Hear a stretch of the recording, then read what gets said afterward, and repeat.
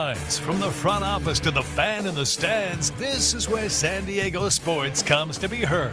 College athletics is the gift that keeps on giving. This is why I love this stuff. He's not just talking about the game, he's driving the conversation, breaking it down, calling it out, and saying what everyone else won't. They start licking their chops, man, when they hear like, oh, look at all these guys the Padres could potentially trade. This is the voice San Diego sports trusts on San Diego's #1 sports station, 97.3 The Fan. We're your favorite show. This is the Braden Surprenant Show. Think about the children.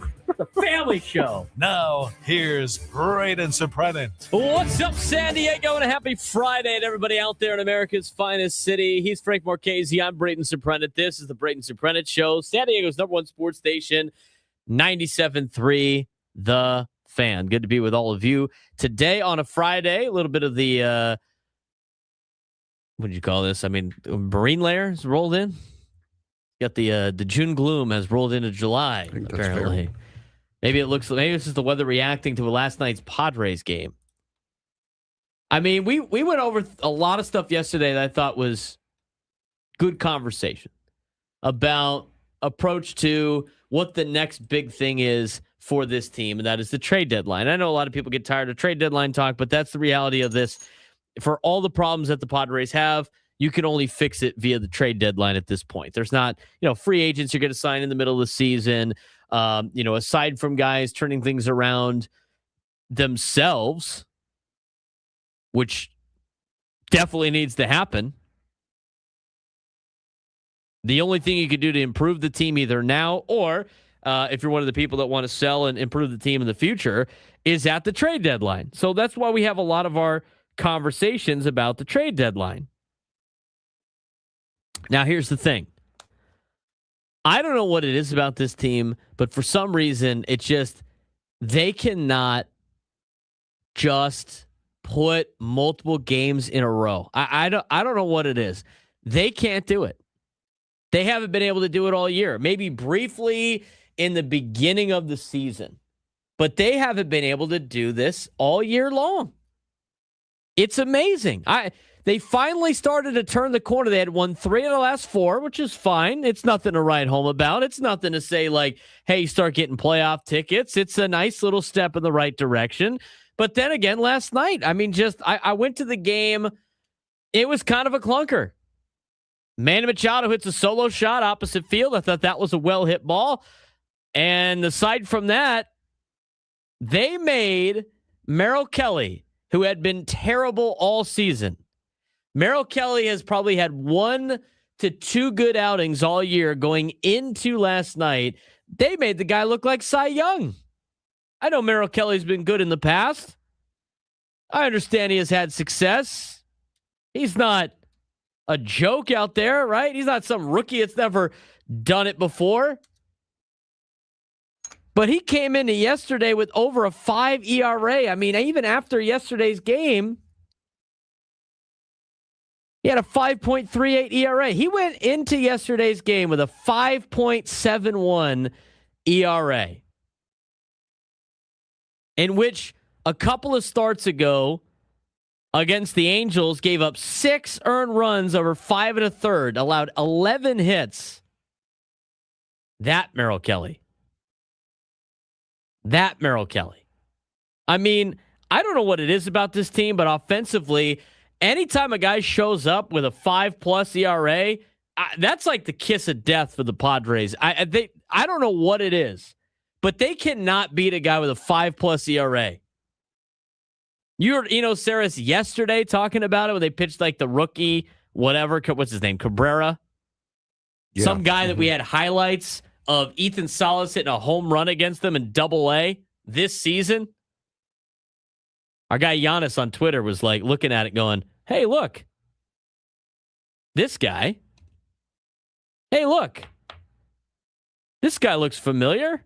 Oh, that's right. Ethan Salas taking him deep.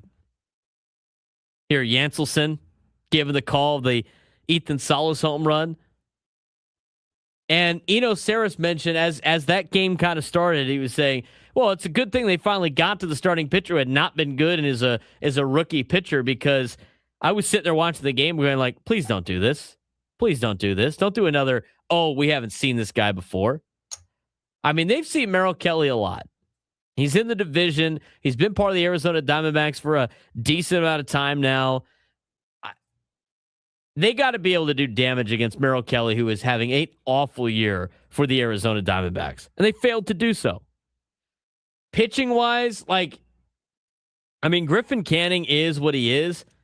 Honestly thought he was a lot better yesterday than he's been all season. That's kind of saying something because he's 1-7 of the 6.47 ERA. I mean, right now you're looking for Griffin Canning to just keep you in the game. He actually did that last night. It would have been nice for him to go 5 innings. Kind of ran out of gas right there. But last night, 4 2/3, 2 earned runs. He did give up the 7 hits, but you would like him to go 5 innings, something he's only done a couple of times this season. But other than that, he kept you in the game.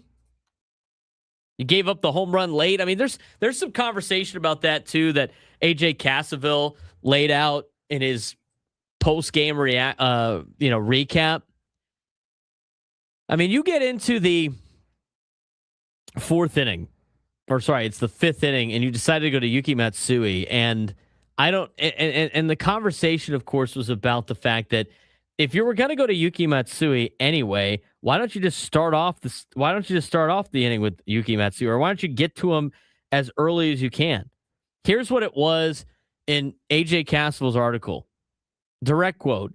With the game tied at 1 in the 5th inning, the Diamondbacks turned their lineup over against Padres starter Griffin Canning. Left-hander Yuki Matsui was loose with a pair of switch hitters due up and a go-ahead run on second base. Padres manager Craig Stammen stuck with Canning for a 3rd time against Ketel Marte. Slight deviation from how Canning has been usually used this season, which is not letting him go a 3rd time through the order. It was sensible enough. I mean, at that point, Canning was doing all right. To go back to what Cassaville wrote in his recap last night, Marte had mashed against lefties. Okay, that makes sense. No reason to put Yuki Matsui in yet. He ends up flying to right, in which Geraldo Perdomo comes to the plate. Now, Perdomo, and this is when the game was tied at 1. Perdomo's splits, as AJ Cassaville alludes to, are the exact opposite of Ketel Marte. He's actually been better against righties. So that would probably be the right time to bring Yuki in. But they decided to stick with Canning rather than go to Matsui. Perdomo gets a go-ahead single through the middle, and it's now 2-1 Arizona. An inning later, Matsui remained in the game and retired the left-handed hitting Max Kepler. Obviously a very favorable matchup for the Padres. And they got Lourdes Gurriel Jr. coming up and Nolan Arenado coming up. They could have gone with Bradley Rodriguez. Bradley Rodriguez was warming up in the bullpen. Bradley Rodriguez should probably be facing guys like Lourdes Gurriel Jr. and Nolan Arenado. But the Padres stuck with Yuki Matsui. Arenado took him deep, gave the Diamondbacks a 3-1 lead. After an ensuing walk, Matsui was lifted in favor of Bradley Rodriguez. And as AJ Cassaville mentions, and we will discuss, that's kind of a sequence that doesn't really play favorable for the Padres because it asked the question, if you were going to use Yuki Matsui in the 4th inning, why didn't you bring him in against Geraldo Perdomo? And if you were going to use Bradley Rodriguez, why didn't you bring him in against the 2 big right-handers in Arenado and Lourdes Gurriel Jr., 2 guys that have done a lot of damage, not only against lefties, but do a lot of damage for this Diamondbacks team? That's still only 3 runs, though. I mean, we're talking about an offense that had put up numbers in the last couple of games. We've seen them do it. We've seen them kind of every once in a while get hot at the plate, but they're running out of time. At this pace that they're on, look, splitting the series with Arizona is not the end of the world. Okay? It's not the best. It's not the end of the world. You can still make up for it. But you know what you can't do? You cannot keep saying you can make up for it. They're running out of makeup time without being asked to rip off 8 wins in a row. We talked about how this homestand, they needed to go 5-2. It would have been nice. We talked about the last month, what they needed to do. We've talked about a lot of what they probably need and should do, and they have yet to accomplish any of those things. They had won 3 out of the last 4 games, lost another one last night. They split with Arizona. And now, in order to go 5-2 on the homestand, you're going to have to win all 3 games against Toronto. If you take 2 out of 3, it would be solid, but it wouldn't be that awesome. Not as awesome as it would have been if you would have taken care of business last night against an Arizona Diamondbacks team that, by the way, is not very good. They're not very good. And the Padres are 500 against them this year. They're 3-3. They went 1-1 against Arizona and Mexico City, and they're now 2-2 against them at home, or 3-3 against a team that is very, very mediocre. But maybe that's what the Padres are. I mean, their record says you are what your record says you are, and that right now is 1 game under 500. You had some help in the standings last night. You had some not so much help in the standings last night. But at this point, you got to start focusing on yourself and winning individual baseball games before you start looking at the scoreboard. Because it just becomes so frustrating with this team. They have shown the signs of talent. They have shown the signs of being a good team. They have done it a lot more times than when this team and this organization was really bad on the field. But I don't know what else they got to do to get more consistent play. I really don't. We are running out of ideas on this show. It goes back to like kind of what Ben Higgins talked about yesterday. What would you do if you're the manager for a day? Yesterday I said talk about the ABS. Now I'm just sitting like, I don't know, explode in the dugout one time. You only get really one of those. Who knows if Craig has used it or not? Plus, Craig's such a nice guy. I don't know if that would be the case. I don't even know if that really works anymore. Because that's kind of what Elo said. But I know they're frustrated. I would like to see some of that frustration lead to kind of some better performances sometimes on the field. I just last night again, you don't mind last night's loss if you had already won 3 out of 4. You don't mind last night's loss if you're a half game or a game out of the wild card. You don't mind last night's loss if you're in a wild card spot because you know what? Hey, that's baseball. But you are running out of time to be able to use the excuse, that's baseball. 833-288-0973, 833-288-0973. We've gone over that first time of being able to take a break. But last night, Frank, I mean, if you watch last night's game and it's like June, who cares? You watch last night's game and you're in a wild card spot right now, who cares? Or if you're like a game out, who cares? But the fact that the Padres are where they're at right now, they can't afford to miss games like last night anymore. Anymore. There's a couple you can mix in there after long winning streaks. Winning 2 games is not a streak. They need to play a lot better baseball and do it a lot more consistently if they even want to come close to making a playoff run. And coming out of the game that they just had. I mean, that was our word of the day yesterday was hope. It gave you hope yesterday that what you saw the offense be able to do. And then like on our sheet here, I usually put the pitcher's line and then the 2 top offensive performers on here. Manny and Fernando are on that sheet. Those are the only 2 guys that had hits. 3 hits last night after a night of finding the gap, finding the line, passing the baton. I mean, it was perfect. It was exactly what you want to see.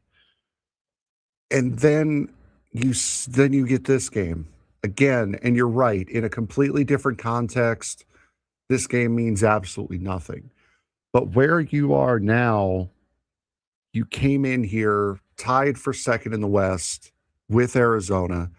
You leave tied for second in the West with Arizona. And you're just where you were in the wild card as you were when you came in here. I don't put last night's loss on Griffin Canning. He actually did better than he's done most of the year. It is his 7th loss of the year. period. He is 1-7 on the year. But last night was not on him. It was the issue of the day, which is the offense.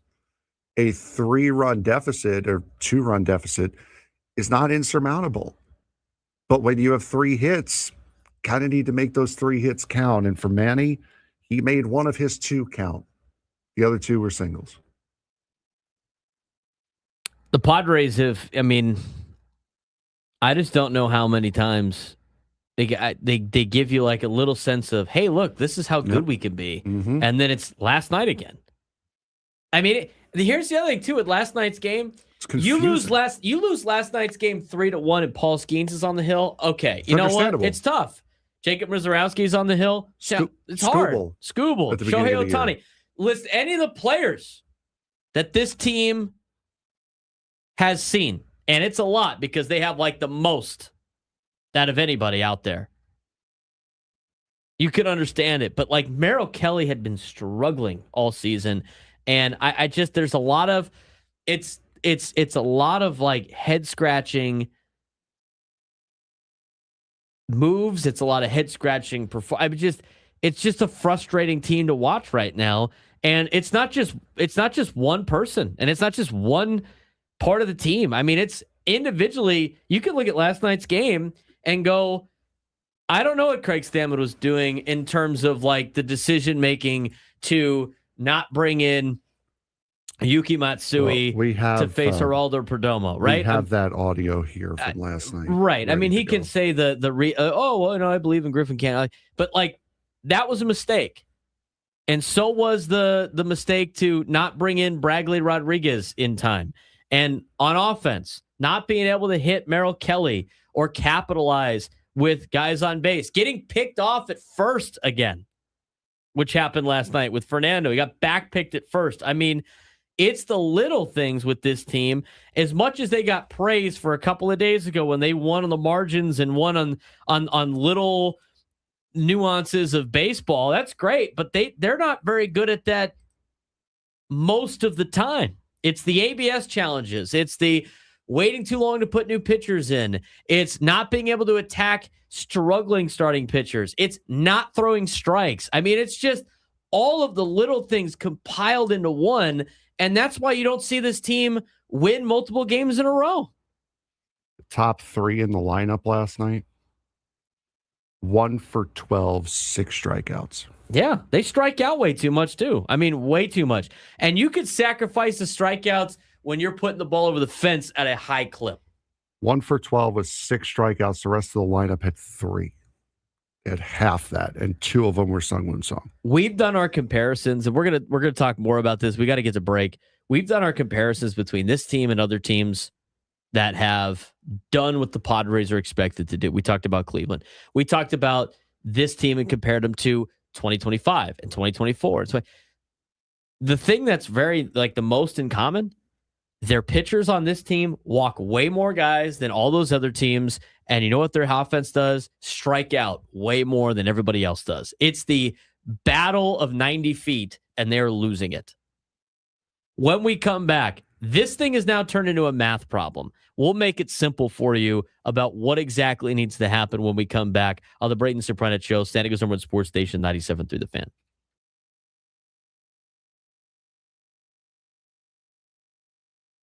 Has the FIFA World Cup just changed the future of college football? The expanded 48-team World Cup has been one of the biggest success stories in sports this year, with underdogs making deep runs and fans loving the added drama. Now the Big Ten wants the college football playoff to grow from 12 teams to 24, arguing more schools deserve a shot at the national title. But here's the problem. College football isn't soccer. A bigger playoff could make the regular season less meaningful and likely just add more SEC and Big Ten teams instead of a true Cinderella program. Should college football expand to 24 teams? Should the college football playoff expand to 24 teams, or is bigger not always better? One of the biggest debates in college athletics this week has nothing to do with NIL, conference realignment, or recruiting. Instead, it's all about the future of the college football playoff. Expanded 48-team FIFA World Cup is delivering thrilling upsets and Cinderella stories, and many are asking if college football should follow suit by expanding the college football playoff from 12 teams to 24. Big Ten is leading the charge. Several conferences support the idea, but the SEC isn't sold. So has the World Cup actually proven that bigger is better? I want to talk about this from a lot of different angles. First of all, I view all of these decisions the same way I do with Major League Baseball and their current negotiations. I don't care who makes more money out of this. I want what is best for college football as a fan of what I want to consume as a college football fan. And what I would like to consume is an even playing field. Oh, almost like what I want to consume in Major League Baseball. And in order to do that, I think one of the things that you have to do is make sure the playoff is accessible to everybody when the season starts. I think that's eventually going to spread NIL out. I think that's eventually going to spread contracts out. I think it's better for the sport when you think about it as a whole. And what happens is as these things progress, as you mentioned on NCAA 27, the video game with NIL, as you get better, you get more money infused into the program. And when you have access for everybody to make the playoff, all of a sudden you get more money with TV contracts. You get more exposure. You're starting to get better players. And so when you sit there and go, North Texas has no business playing Alabama. Well, if they start get the funding and they start playing better, all of a sudden the logo to you might recognize as not good might start to change based on the access, which I think eventually changes things. Now, when you look at this, the Big Ten wants to change the playoff because of the contract that is involved with the college football playoff of if it expands to 24 teams, or I think it's 16 to 24, whatever it means, because they're at 12 right now. ESPN then has to give up the contract and it has to be rebid for who televises the games.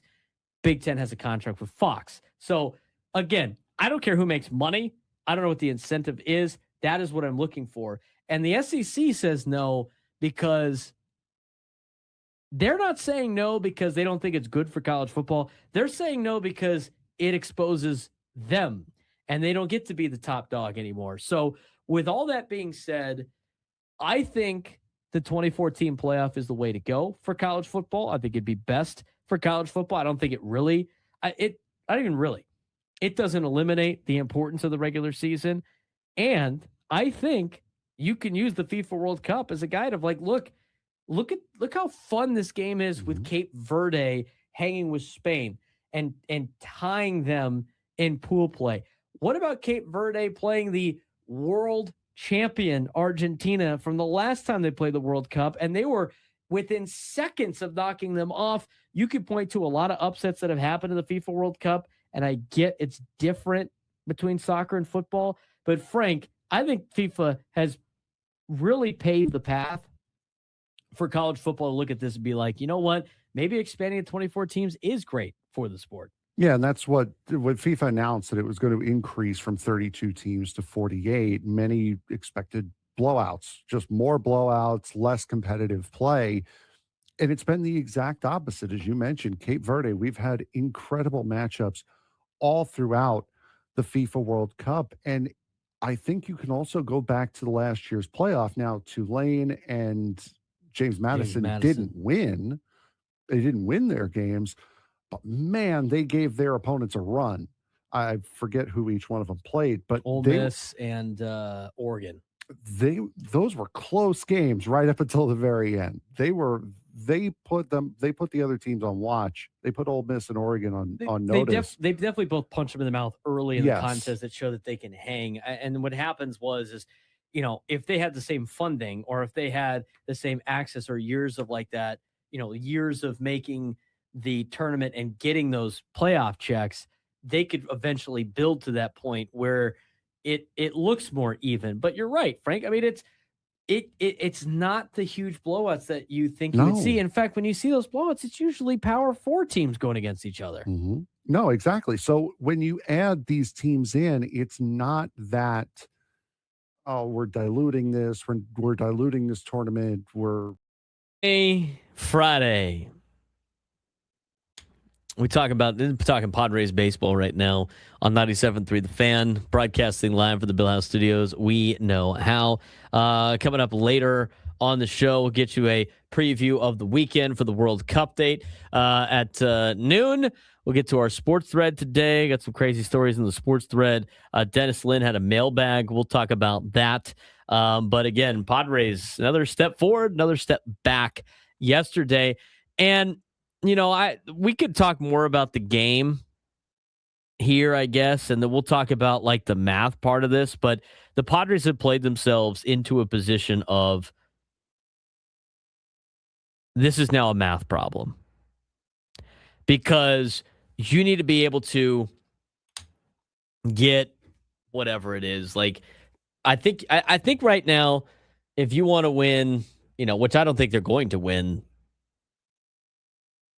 90 something games, but let's put it this way. The Padres right now are at 46 wins. 86 are going to be needed to secure a final playoff spot. Isn't that what we said the other day? Yeah, I think we both said 86. So they need 40 dubs coming up. I mean, that's a lot. It's a tall task. That's a tall task. I mean, they've done something like this before. I mean, they've gotten hot in the second half, but they need 40 victories coming up. I mean, we'll go through their schedule. We'll take a look at that. We'll try to find the math. We got to find 40 wins because it's a math problem now, which is not great. It's not great. But you look at the performance last night offensively, I don't know how many times you could see that perform. I just like tip your cap to the other pitcher. It's like going, oh, Merrill Kelly's tough. He hasn't been tough all year. No, that time is come and gone, I think. And for people in the chat, because I saw people in the chat mention that Shane Bieber has a 9 ERA. He's been hurt all year. Tonight will be his fourth start of the season. So that's an inflated number. But it really is. It's beyond done as far as tipping your hat, because we're getting down to the nitty gritty here. It's the final series before the All-Star break. You have less than half the season to go. You really, really need to start putting your head down and start getting these games in now. Yeah, they're running out of time to be like, let's turn it on, right? Let's just turn it on. I mean, Bieber, he has had 3 starts, but his last start was on the 4th of July against Seattle, who is awful. I mean, Seattle is awful, and they're, I think, battling for first place right now in the American League West. Bieber against the Mariners, 7 earned runs on 6 hits, gave up 2 home runs, 3 walks, only struck out 3 over 4 innings. Before that, against Texas, he gave up 2 earned runs in 5 1/3, so he was pretty decent against the Rangers. And against Houston on June 23rd, he went 3 2/3, gave up 4 earned runs on 9 hits. He gave up 3 home runs. He has given up 6 home runs in 3 starts this season. Padres need to be able to capitalize on that. Yes, I know he's been hurt. I understand that. But, I mean, Shane Bieber's got the recipe to have a good outing tonight based on what the Padres have done against pitchers like him this year. And it happened again last night. I mean, they couldn't get anything really going against Merrill Kelly. And to me, that was shocking based on how Merrill Kelly had been all season long, Frank. It's a recurring problem, especially on a couple of things. One, facing a pitcher with an ERA north of 4.5, and 2, after winning a couple of games, they just go right back to where they were after what seemed like a little bit of a turning of the corner. Yeah, and especially, I mean, you go back to last Thursday's game against the Dodgers. I mean, you could tell that they were visibly annoyed after how the series in Chicago ended. You could see it. They were visibly angry. They were visibly frustrated. And then they go out and start off the game in Los Angeles with such vigor and fire, and they were playing with a chip on their shoulder, and then it all just went away. So I don't know. I don't know what that spark needs to be, what that fire needs to be, because there's no one coming up in the minors that's going to do it like Samad Taylor or Jace Bowen. You've already used that. You've already fired that bullet off. I mean, the only one that's left really is somebody coming in at the trade deadline, that's it. But then if this team doesn't turn it around after that, it really is. It's just the definition of a lost season where just everyone had their career worst years, which happens. They had them all at the same time, which rarely happens, but it does happen. And you just pack it up and get ready for next season. I mean, they had 3 hits last night. Yeah. 3 hits. Fernando had a scorching single. He hit that 114 miles an hour. That in person was like, oh my God, he could kill somebody. How hard he hit that ball. It would. And then Manny had 2 hits. I like to see Manny getting close to 200 again. I mean, it's honestly crazy to me how many home runs he has compared to like what his average is. It's Kyle Schwarber a couple of years ago. I think I saw Cassavell tweet out like nobody has hit this low and has had this many home runs at this point in the season. I mean, even like better than Kyle Schwarber because Kyle Schwarber, even on like those bad years, has had like better averages. He's hitting a $191, $192 right now is Manny. Let me go back and see what year that was for Schwarber. Let me go look up the. I'm pretty sure I saw Cassavell tweet that out. It's remarkable. Schwarber's 2023 season. 47 home runs, 114 RBIs, 126 walks, 215 strikeouts, a career high, hit a $197. Wow. Yeah. So here's what Cassavell tweeted. Nobody has ever hit 30 home runs while hitting 190 or worse.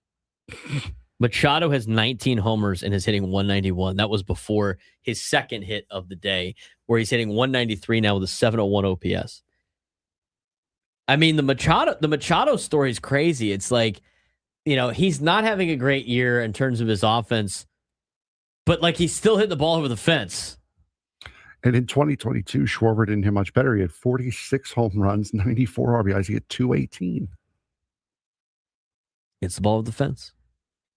I mean, Manny Machado turning into a Kyle Schwarber type is something that, like, I didn't have on my bingo card. Absolutely, definitely not with how great of a hitter he has been in his career. But I mean, 3 hits last night against Merrill Kelly and this Diamondbacks team. I know the bullpen's been a lot better for the Diamondbacks of late, but you tagged them the last 2 days, and it's just like we keep saying. You're running out of time. 833-288-973, 833-288-973. Let's get out to Derek in La Mesa. Derek, what's going on? What's going on, brothers? Beautiful day in San Diego.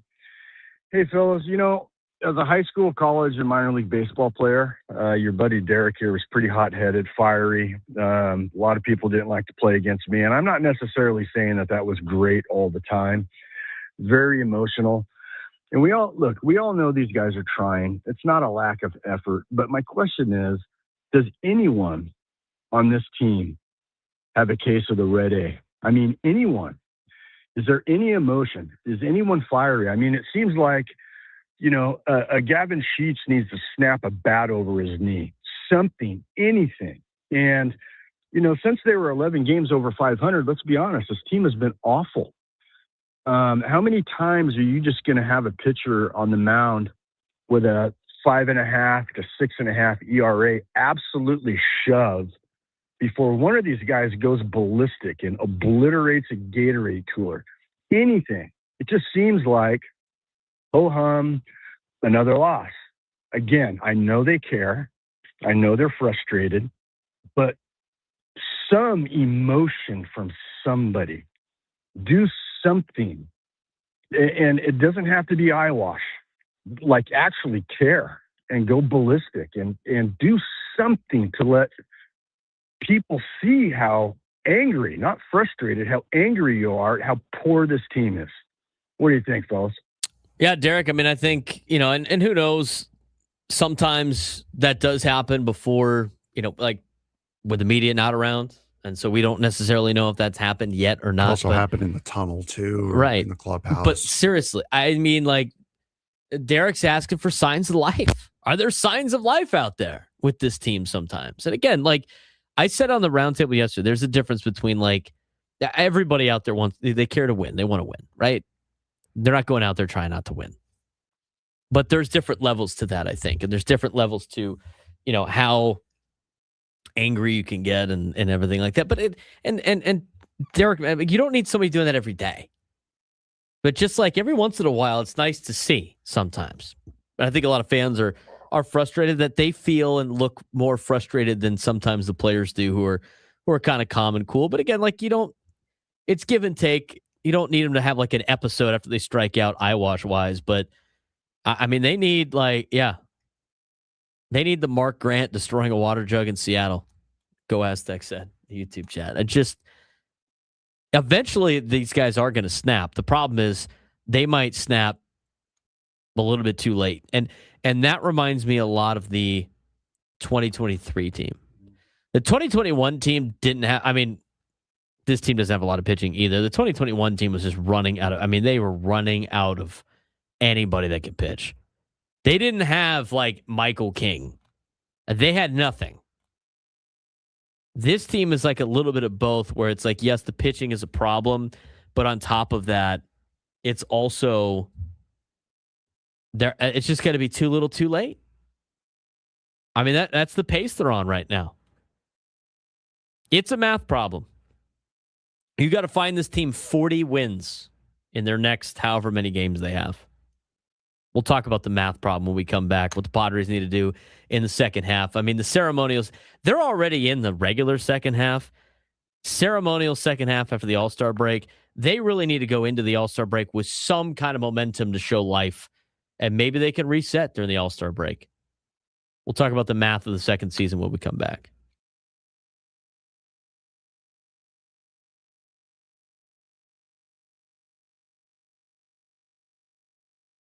We are less than a month away from the MLB trade deadline, and this year feels different because there are almost no true sellers. That means contenders are going to have to trade with contenders, and that always drives the price way up. Teams like the Braves, Cubs, Orioles are all hunting frontline pitching. Names like Joe Ryan, Freddie Peralta, Sonny Gray, even Tarek Skubal are floating around the market, but here's a catch.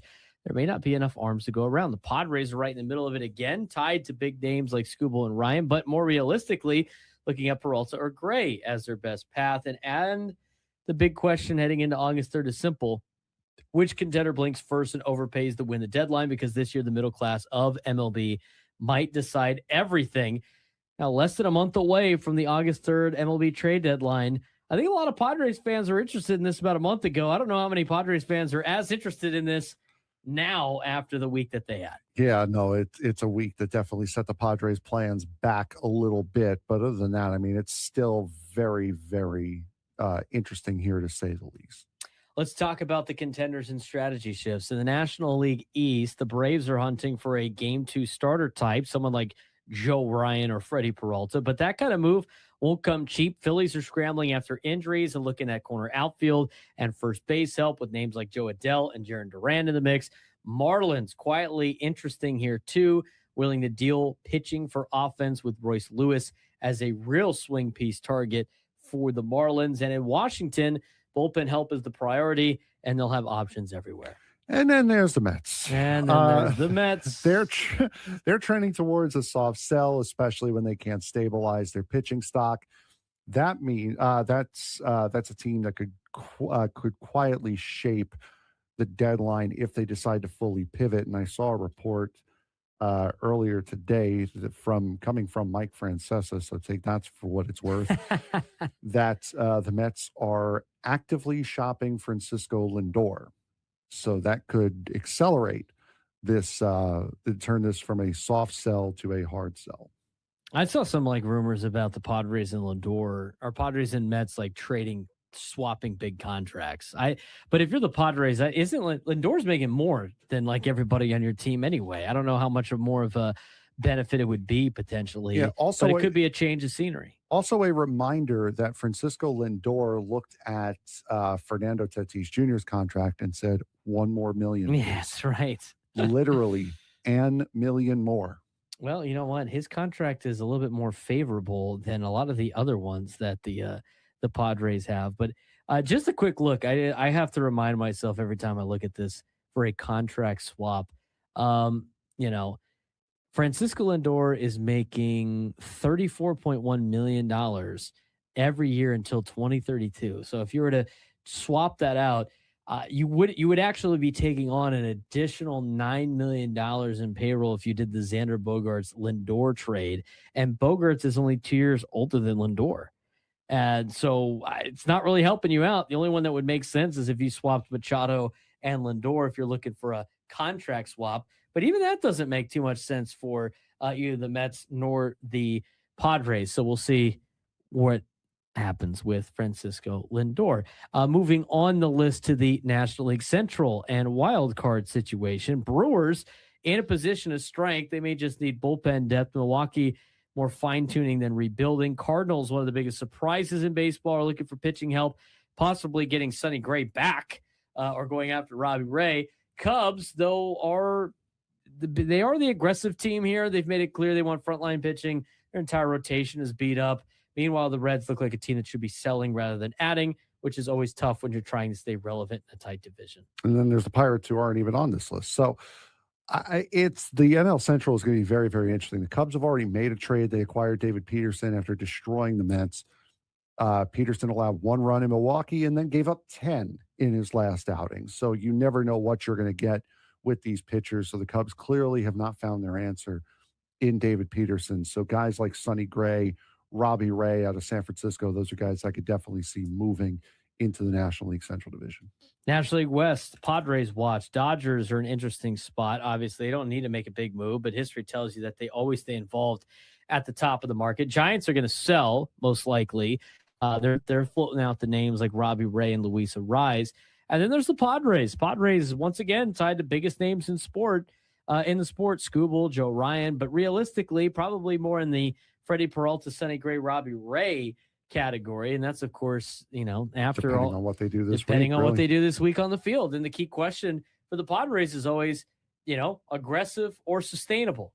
And that to me is the biggest battle that they face every single year. Yeah, and I mean, now all this, you're bringing in Mason Miller into this conversation now, is possibly getting rid of him.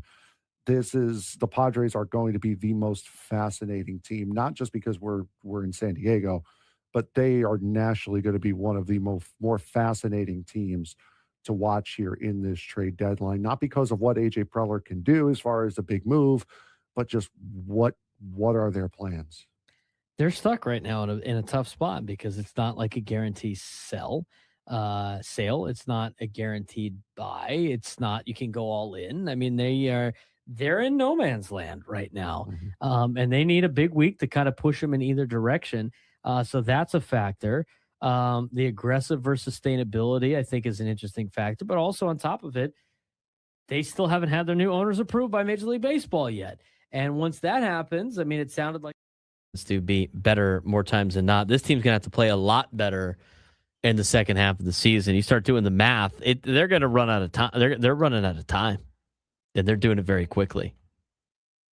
I mean, that's the biggest difference between, last night's game. They compile. Last night's game is a game that you probably needed to win. One of the games in Chicago probably needed to win. Being up 6-0 and 3-0 in LA.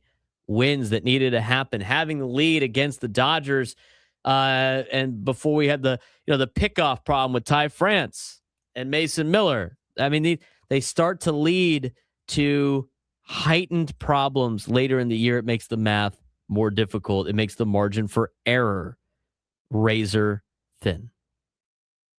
We're going to talk about just how razor thin that is. And here's my thing on this, trying to catch teams. Everybody goes like, well, the other teams need to regress. I mean, if you win it's not like every team in the National League is going to have 96 plus wins in the playoffs. They all have to play each other. Like it's just, it starts turning into a math game now for tracking down teams in the wild card.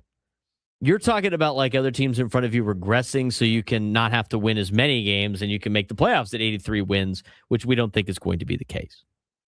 833-288-973, 833-288-973. Let's get out to Robert in Escondido. Robert, you're on the Braden Surprenant Show. What's going on, man? Hey, what's going on? So what I see is with the Padres is we need a power bat in left field, which we don't have. We don't have a real DH. What about Soler, Moniak, Joe Adele, and we're going to need another arm. Waka or Lugo. Somebody they can afford. I don't know what the deal is. What Preller's, how much he's going to spend, but they got to go and do something because we look pretty weak out there. Yeah, the depth is not there right now, Robert. Of course, I mean they were leaning on Nick Pivetta this year. They were leaning on Joe Musgrove to give you some innings. I mean, it wasn't even like they were asking him to do a lot this year. Unfortunately, trying to get back on the field. It's not like he's not trying to get back to pitching on this team. And, it really, I mean, you got guys like Walker Buehler, who was expected to be competing for your number 5 spot, not signed to be your number 5 guy, signed to compete to be your number 5 guy, all of a sudden turning into your 2 or 3 guy in the rotation. So they've had a lot of things not go their way, but they got to be able to adjust and get, I mean, there were other guys on this team that could have stepped up on the field in the last couple of months. And unfortunately, the only one that really did that was the bullpen, and they are exhausted carrying this team at this point. But you look at last night, everybody takes responsibility last night's loss, and that's not even coach speak. I mean, Craig Stammen went to the pitching changes, 1 batter too late twice last night, cost him 2 runs. Offense got 3 hits last night against a Merrill Kelly who had a 5.78 ERA going into the game. Just across the board, whichever way you want to look at it, not a great night for the team. And it's a game that doesn't matter. That's a game that you can handle when you're in a wild card spot, or you're a game out, or you're right there in the thick of things. Those games are going to happen in baseball, but unfortunately, they have made these games like this now because of what they did for the last 2 months. 833-288-973, 833-288-973. Let's get out to Kevin in Chula Vista. Kevin, what's going on? Good morning, guys. Happy Friday. I can't even say it. Friday, such as it is. So, Braden, this whole discussion seems like we have this far too often. And it's a shame because, the fans deserve better from what they've supported. You've got a totally dysfunctional lineup in which, and I'll keep bringing this up because I think it's so important to people to keep in front of the discussion. You lost 3 great pitchers in Pivetta, Musgrove, and Yu Darvish. And I keep saying that's about 40 wins that you've got to replace. And you cannot replace the 40 wins going to the recycle bin every so, whatever the cycle is that you go to the recycle bin, whether it's the off season or the trade deadline, you don't win like that. And therein lies the first problem. The rest of the problem is you've got a chaotic system of lineup in which it's constantly changing, constantly. And we had Ryan O'Hearn last year. We brought him up during the trade deadline. Wouldn't Ryan O'Hearn look really good right now in a Padre uniform? Why would you continue to trade at the deadline and then let guys go who are clearly going to help you? I don't understand that part of it. I really don't. And the notion that somehow the trade deadline is going to fix all these holes, you guys brought it up yesterday, I think, in the roundtable. It's going to be pretty damn tough, barring a miracle. So, look at the trend line from after April. This team is well below 500. That's who they are. That's what they are based upon the trend line after April. And again, barring a miracle turnaround where they find the 3 pitchers that can give them those kind of wins, it's going to be pretty tough. It is going to be tough. I mean, I'm one of those people that wanted to sign Ryan O'Hearn last year after the season. You go back and listen to the clips. I wanted to sign Ryan O'Hearn, but I felt like you probably weren't going to get him for what you could afford to pay him. He got $14.5 million. $14.5 million AAV. He got $14 million this year, $15 million next year. I don't necessarily know if this team was in a position to spend $14 million on Ryan O'Hearn when they needed to address the pitching situation, knowing that Joe Musgrove was coming off an injury, knowing that Yu Darvish was not going to pitch in 2026. You kind of needed to use that for pitching. And so they used all of that money to try to find somebody to be able to pitch. And you can only do with what the budget you have. And whether or not that's because they had spent all that money on the stars ahead of time, in which now they can't spend money on other players, is probably part of that equation. But, I honestly think, Frank, it wasn't because they didn't like Ryan O'Hearn, which, by the way, I mean, they didn't use him well at all last year when they brought him in. How many times did we say on the show, why isn't this guy playing? Yep, 100%. He was having a career year. He made the All-Star game in Baltimore, and then he wasn't in the lineup. Ever. He wasn't in the lineup ever. Oh, we got to put Luis Ariz out there. He's the guy that's been on this team. It's like, and that's not, I mean, that was more of a Mike Schilt thing than anything else. Mm-hmm. But if you look at, they didn't sign Ryan O'Hearn, and they signed Miguel Andujar, which I like Miguel Andujar, and, he had a problem last night, too, and we'll get to that in a second. I think you know why they didn't sign Ryan O'Hearn. 14 point, probably, you know what it is? $10.5 million is why they didn't sign Ryan O'Hearn. They spent $4 million on Miguel Andujar. You're kind of, you can only use the resources that you have to build the roster that you have. Now, they went all in on guys that they thought were going to be above average major league players during the majority of their tenure as a Padre.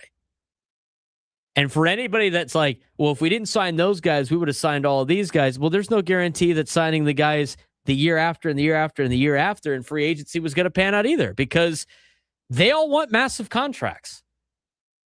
So you get to pick which year you want to give out a massive contract to. And the only guys that are not going to get those are those guys like Ryan O'Hearn, who's 30-something years old already. So, like, I would have loved to see Ryan O'Hearn on this team. But even then, Frank, I mean, if you add Ryan O'Hearn to this team and you move things around, I don't think this team's that much better than what it already is. No. Because you have to allocate what that money would have cost you. You probably wouldn't have signed even guys like Walker Buehler and Mont Marquez. I mean, you got to have J.P. Sears and Jackson Wolf out there. Miguel Andujar is at bat. Here's the other thing, too, about like just awareness, situational awareness. I mean, you're a guy like Miguel Andujar, right? I remember during the game last night, I know he had 3 doubles the day before, but it's the bottom of the 5th inning. It's the bottom of the 5th inning. You're now down 2-1. You're still facing Merrill Kelly. And Campusano walked on 5 pitches. He walked on 5 pitches, and then he goes 1-0 to Miguel Andujar. Bro, take. Unless it's a pitch you're going to put in the seats. It was a little low and in on a slider, but a slide piece? I mean, if he threw a fastball waist high inside, go ahead, swing at it. He would have made a mistake. But it's not like he hung the slider, Frank.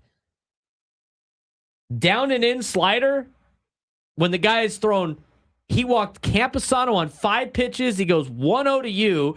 Merrill Kelly has not had a good year at all over the place in the strike zone. You're down 1, and you're at the bottom of the order. You are a guy that needs to get on base.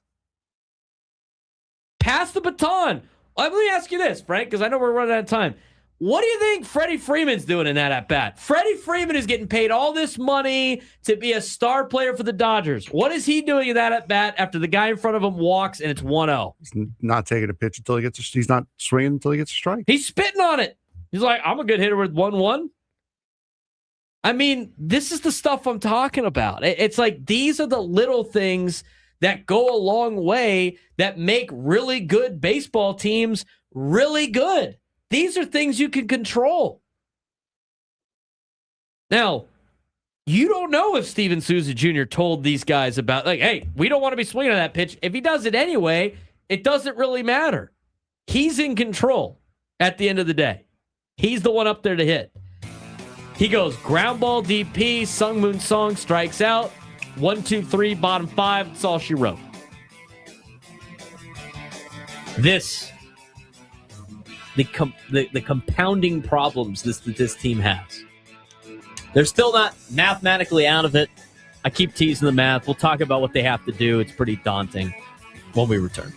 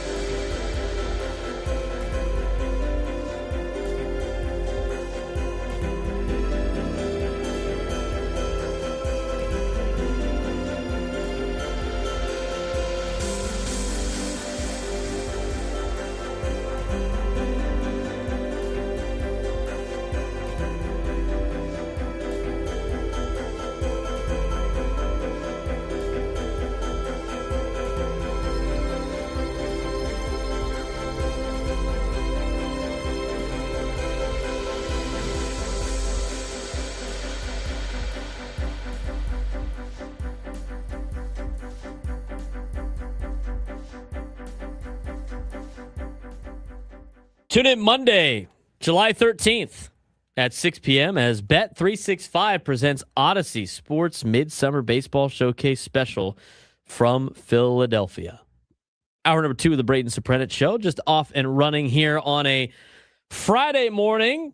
Got OTL coming up this weekend. Should be a fun time. Padres hosting the Blue Jays for the final weekend series of the first ceremonial first half of the season. Mason Miller will compete in the All-Star game, maybe in Philadelphia on Tuesday. Never know with the closers per se. So All-Star festivities, this could not come soon enough for this Padres team that really needs a very exceptional second half to the season. Let's talk about the math, shall we? We like doing math on the radio, don't we, Frank?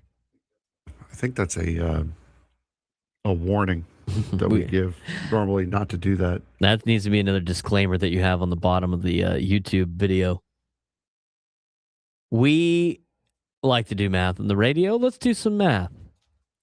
Baseball is a lot about math. Baseball has a lot of math in it.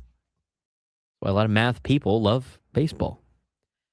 But I have to give a shout out here to Michael Knutson, who's making it easier for us. He posted this on his social media about the Padres, 46 wins. And he goes, let's presume for sake of discussion, it will take 86 wins to secure the final playoff spot, not considering tiebreakers, just the number of wins that a team in the last spot will have, which you and I both agree at. We agreed at that number a couple of days ago. Yeah. Start mapping out the series that they have left and try to sort out the victories, because right now to get the 86 wins, when you have 46 of them, math, you need to find 40 wins.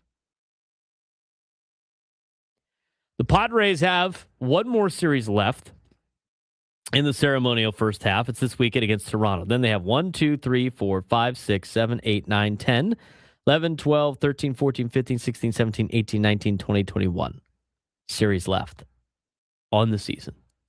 And you have to find 40 wins. There you go. I like the disclaimer there. All right. So this weekend, obviously, you got to take 2 out of 3 from Toronto. That gives you 2 wins, right?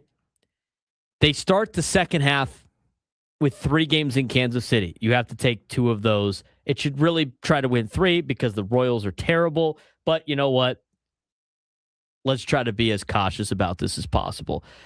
They should take 2 of 3 in Kansas City. That gets you 4 wins. Trying to get to 40. Atlanta. They have 4 games against Atlanta. It would be nice to win 3.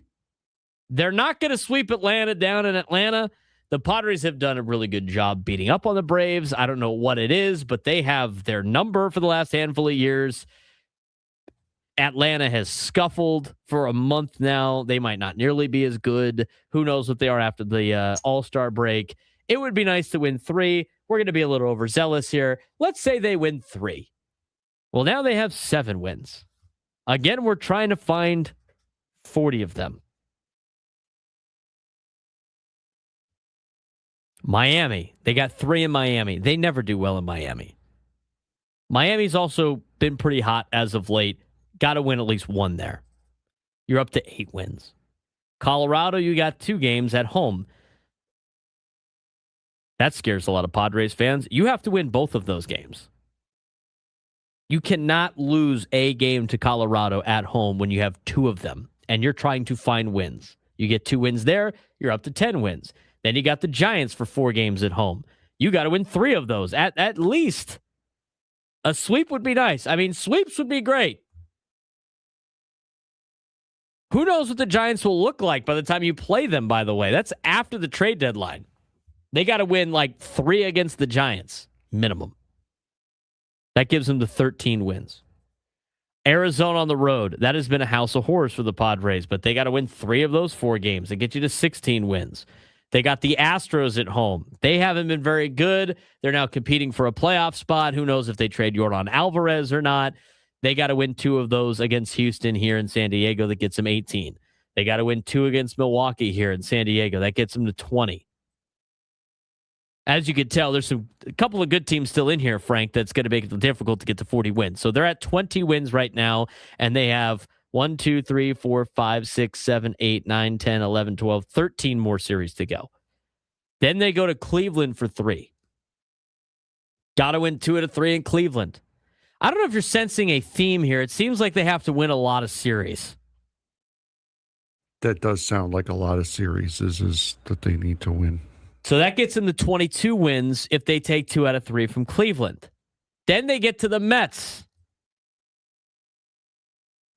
They should really beat the Mets all 3 games. Who knows what the Mets will look like post-deadline, but let's just be generous. 2 out of 3. I mean, you lose 2 out of 3 to the Mets. You already lost 2 out of 3 at home. I mean, you're in a whole new world of hurt at that point in the season. 2 wins against the Mets gets you to 24. Again, you're looking for 40. Then you got the Minnesota Twins in town. Who knows what they will look like after the trade deadline. They're terrible. You need to win 2, must win 2, really trying to win like 3. And the Twins stink. So that gets you to 26 wins. Take it 2 out of 3 from Pittsburgh. You've already done that on the road. You should be able to do that at home. Who knows what Pittsburgh will look like after the trade deadline, whether they buy or sell. They had a tough loss again last night. That gets you to 28 wins. In Tampa, I don't think you could really guarantee the Padres take it 2 out of 3 from Tampa. If they win 1, it's great. That's going to be tough, though, because they've almost been unbeatable at home. You win 1 game in Tampa that gets you 29 wins. Then you go to Cincinnati. Got to win 2 out of 3 against Cincinnati. Reds aren't very, very good. They play in a bandbox. We've talked about this before. That gets you to 31 wins. Then you got the Yankees at home. If you win 2 of those, it gets you to 33. If you win 2 games against Washington, which I think are must wins, that gets you to 35. You got 3 against San Francisco on the road. Really got to win 2 of those games. 37 wins. And as this guy lays out on his social media platform, 3 wins against Colorado gets you 40. 2 wins against Miami at home gets you 42. You win 1 against the Dodgers on the road gets you to 43. Win 2 games against Arizona gets you to 45, which would get you to 91 wins, which would definitely put you in to the playoffs. But as you go through that, Frank, I mean, I listed a bunch of different series. You have to win almost every series except for like 2 or 3 of them. You could subtract probably 5 wins off of what we just went through and chalk them up as losses, and it will get you to 86 wins, like splitting in Atlanta, like only winning 1 against the Yankees. So that knocks it down to 3 other games you can find. You know, maybe you lose the series against Milwaukee, and then you could pick, 1 more in there, assuming there's no sweeps, that you could do, like split with Colorado and split with San Francisco. Now all of a sudden you're at the 40 wins that you need. But as you go through it, Frank, it's like, gotta win this series, gotta win the series, gotta win the series, gotta win the series. And when it starts becoming a math problem, as much as you like to rely on hope and adding new guys at the deadline, and maybe this team falls apart in front of you, it's very simple in baseball. Math gets involved, and right now it doesn't see. This is why they have an 11% chance of making the postseason, according to Fangraphs. Yeah, it's not great, and it looks bleak, and those are a lot of wins. You need to become virtually a completely different team after the trade deadline and after the All-Star break. And again, the schedule favors you to do it. You play a lot of teams that you can beat. But that is a tall task for any team to be able to accomplish. Now, that being said, they don't have to play 600 ball. It's just slightly less than that. It's just 580. Yeah, just 580.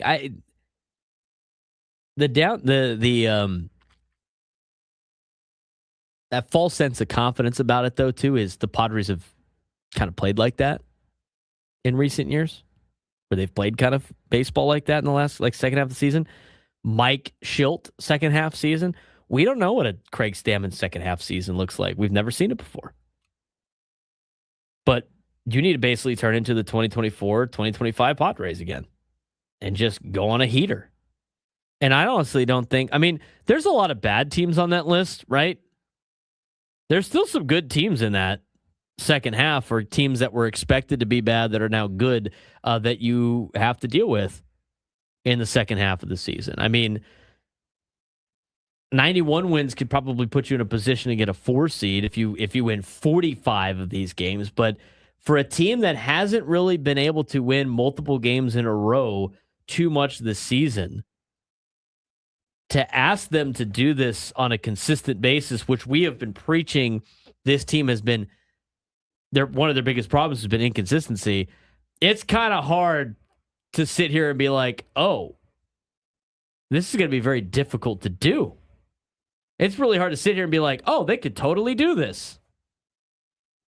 Not if they keep putting clunkers like last night out there. And to anyone who wants to use the 2019 Washington Nationals as an example, what was their record, Braden, you said, at this time? At this point in the season, in 2019, for everybody that wanted to use the Nationals. Remember, like the Nationals got off to like a 19 and 30-something start. That was their first 50 games of the year. We're quickly approaching game 100 here, folks. That Nationals team that was 19 and 30-something, that Nationals team around this game mark was like 6 to 7 games above 500. Your San Diego Padres are a game under 500. So they're already in a worse spot right now than that magic comeback 2019 World Series team of the Washington Nationals. Again, it's math. And right now, the math ain't mathin' too much for this Padres team in terms of the playoffs. And again, like the last 2 days, the way that they were playing, you could have hope that, they add another win here. It's like, hey, here you're going on a nice little stretch. You've won 3 in a row. You've won, 4 of the last 5. Things are trending in the right direction. You can't have these setbacks again. They were 19 and 31 was that downturn going into game 94, which is what they're doing tonight. They're going into game 94. They were 50 and 43. Yeah, 7 games above 500. That's what it takes. 833-288-0973, 833-288-0973. When we come back, we will get to what's been going on with, Dennis Lynn had another mailbag. We'll ask some of the questions that were asked to Dennis Lynn, see what he had to say, but also what we have to say about some of these questions when we return to the Braden Surprenant Show. San Diego's Urban Sports Station, 97.3 The Fan.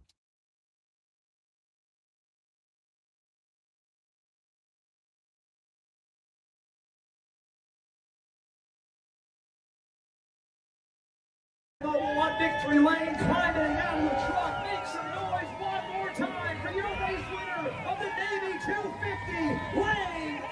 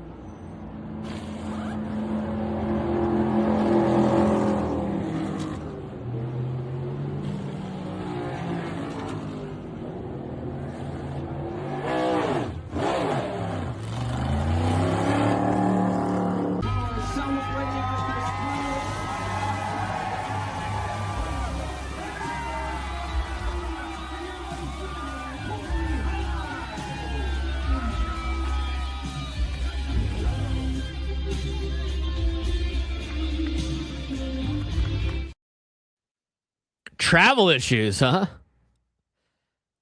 Broadcasting live from the Bill House Studios, we know how. He's Frank Marchese. I'm Braden Surprenant. It's the Braden Surprenant Show. Saturday summer at Sports Station 97 through the Fan. Red Sox are red hot right now. They've now swept the last two opponents, won 6 straight. Tied for third with Toronto now. They're making their push. They just swept the Chicago White Sox, which actually is pretty impressive because of the fact that the White Sox have been pretty good. That game ended yesterday During our show. And not like at the end of our show, like in the middle of our show. The Boston Red Sox play the New York Mets tonight. The Boston Red Sox are still in Chicago.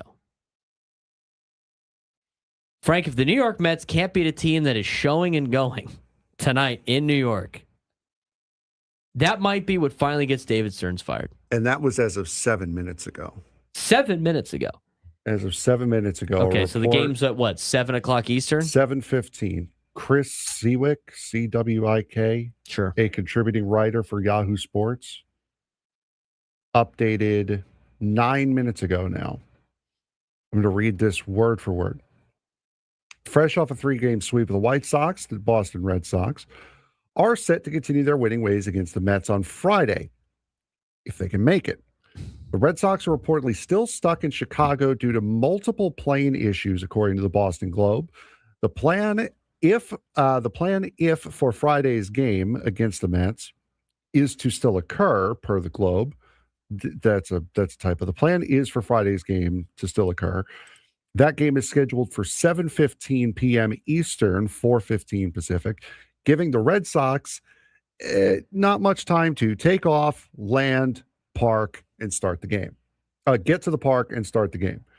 On top of that, it is not clear when the team will be able to leave Chicago. It's bad time for the Red Sox to be experiencing this. The club is playing its best baseball this season. Team enters on a 16 winning streak, has won 11 of their last 13. Incredibly, that streak started after the team experienced a different travel issue, one that caused the team to go home around 5 a.m. Eastern on a game day.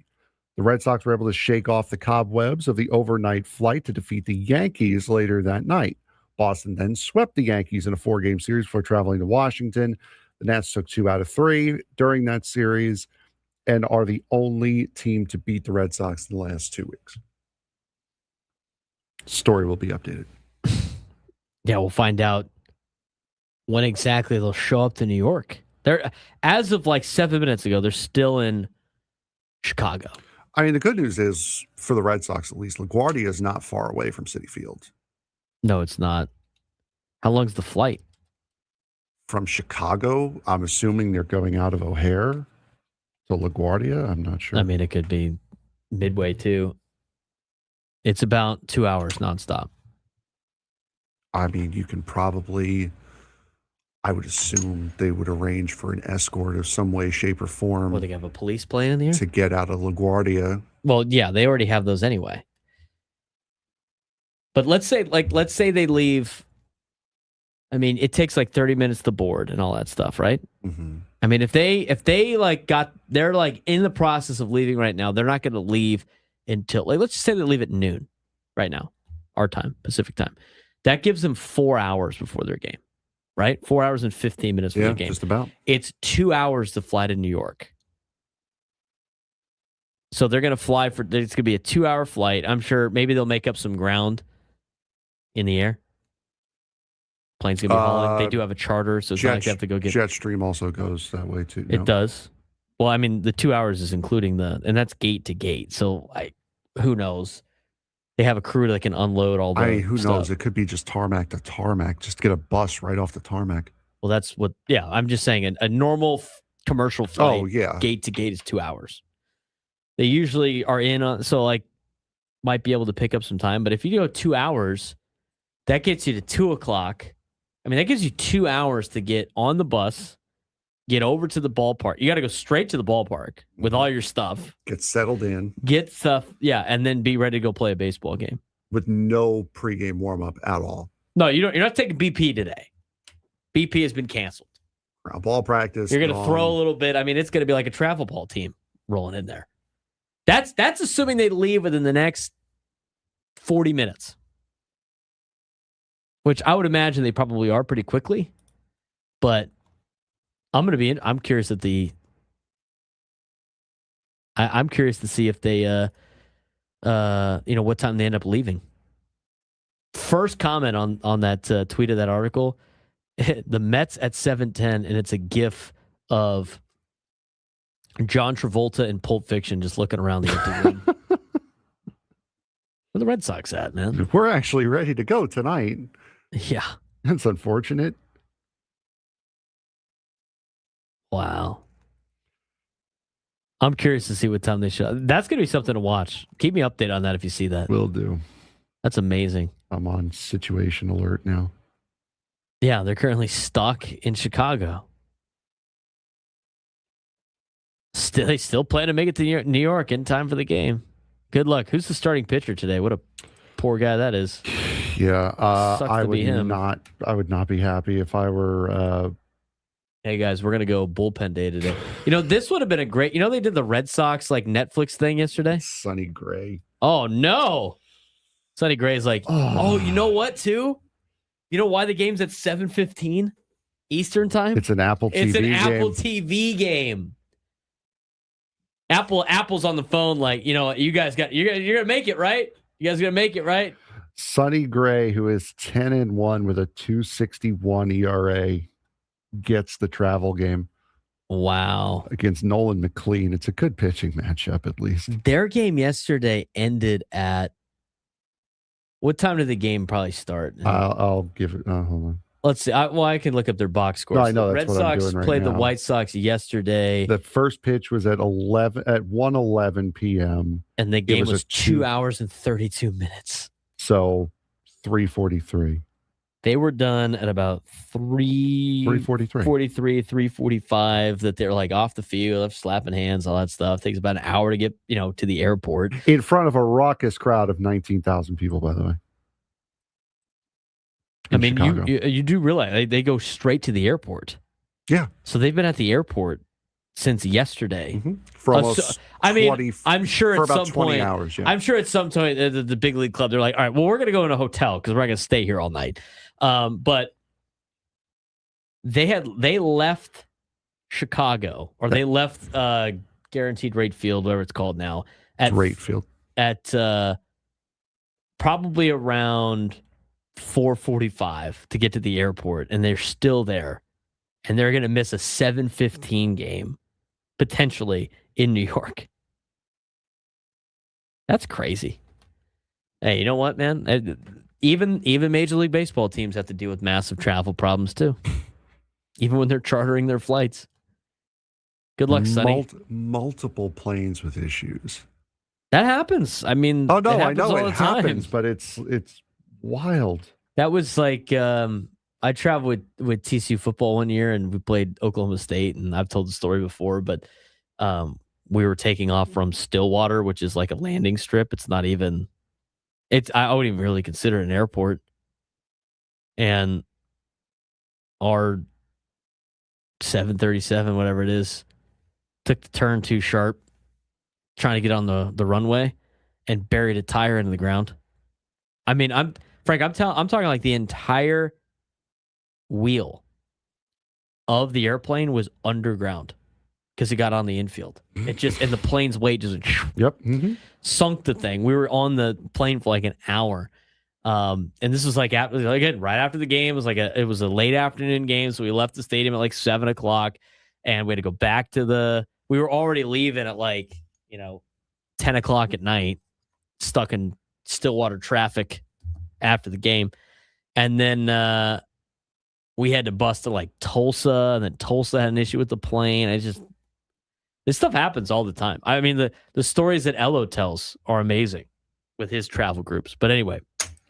Chris Cotillo, I'm assuming. He's a Red Sox beat writer for MassLive.com. Mm-hmm. He is saying that as of a half hour ago, current flight plans have Red Sox set to land at LaGuardia at 4:10 p.m. Eastern.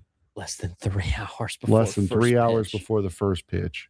Good news is Citi Field is right next door. Bus still, the window's getting tight, but still the window's getting tight. Did you see the first response to that tweet? Yeah, why didn't they? Why didn't they leave yesterday? They're just. Oh boy. They like to really push the limits. Yeah, we just want to stay overnight. That's one of the crazy stories. Do you have the Spurs story from yesterday in the sports thread today? I do not know. Because we kind of talked about it yesterday. I mean, I can briefly. No, I want to mention it again. I can't believe Colin Cowherd was like, "What's the big deal?" If you missed it yesterday, it was kind of like breaking news for us. But the play-by-play guy for the San Antonio Spurs is a younger kid. Mm-hmm. I say he's younger than me. Okay, he graduated college a year after I did. What? Jacob Toby. Yes, I mean, I didn't really want it. Sorry. I mean, we said his name like 20 times yesterday. It's details. So he got the play-by-play job in October of 2024. He had just completed his first season, I guess, of Spurs basketball.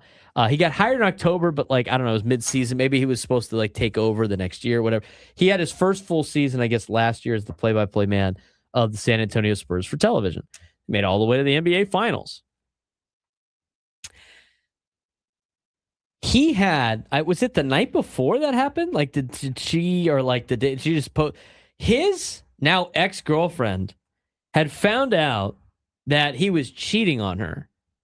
And so she took his phone or got a hold of his Instagram and then started posting how much of a cheater he is for the last 6 years. How could you cheat on your girlfriend the last 6 years? But it wasn't just that, which is kind of oh, okay, well, that's kind of crappy. That's not really great to have. But the problem was not that he cheated on his girlfriend. The problem was who he cheated on her with. And she was naming some names. So she posted about it on his Instagram story, how much of a POS the guy is. And then she goes on to post who the person was, and then posted pictures of them in a photo booth kissing and some other photos, who knows what those are, on his Instagram. Well, the woman that he was cheating on her with was none other than one of the San Antonio Spurs players' sisters, which obviously now makes it a problem for San Antonio and the Spurs. You think? Yeah, that was literally how it was going down yesterday. As you're getting the details, because you're oh, he got let go for that? Oh, that's not. Oh, she did what? Oh, she did what? So apparently they had been, they both have, they're both of some Native American heritage. And so they had been doing all season, the sister of the Spurs player and the play-by-play man, what was his name? Jacob something? Toby. Jacob Toby. They were doing some philanthropic awareness, Native American awareness stuff together. Apparently, they obviously hit it off. But here's a couple of things I'm just what are you doing, dude? Number one, it's probably not great. And I'm going to use very layman's terms. I don't really think anybody disagrees with me. You probably shouldn't cheat on somebody. It's probably not a great idea. No. It's probably not good already. So that's kind of number one. Number two, if you are going to do that and it doesn't bother you morally, okay, you probably shouldn't do it with somebody that is somewhat affiliated with your job, especially a job that's not easily obtainable. I mean, the guy hit the lottery getting a job like the San Antonio Spurs play-by-play television job at his age. Use whatever term you want to do. Don't bleep where you eat. Don't dip the company pen in the company ink. So he decides to do that with one of the players' sisters after meeting with, doing some philanthropic work with her. And then on top of that, this is the icing on the cake for me on this. Because first decision to cheat, dumb. Mm-hmm. Second decision to do it with a current player's sister, incredibly dumb. But the fact that his now ex-girlfriend had pictures of them in a photo booth and all this other stuff means one thing. He then documented this stuff. It's not like she got some private investigator to sneak into a photo booth and take those photos. They did a photo booth thing together. What are we doing? I mean, what? Seriously. And then you have Colin Cowherd on the on his show that was that today or is that yesterday? I believe that was yesterday. This is what he took out of that story. Quote, I learned today that in America you can get fired for cheating on your girlfriend. Not your wife, your girlfriend. I had no idea that was legal. Feels like he should hire an attorney. Was he not informed about who he? I mean, it's a big story. I mean, it's a big story. It's a crazy story. You can't look it up.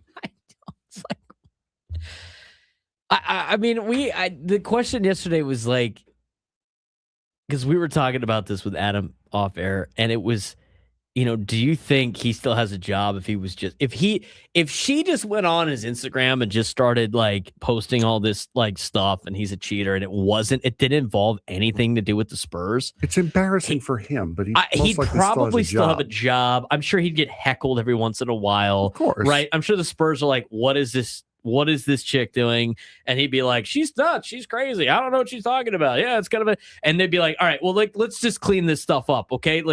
This is bad pub. I think he probably still has a job. The fact that it was with a player's sister. Oh no. That's the reason why they let him go. That's too much of a distraction and a problem. Can't have that.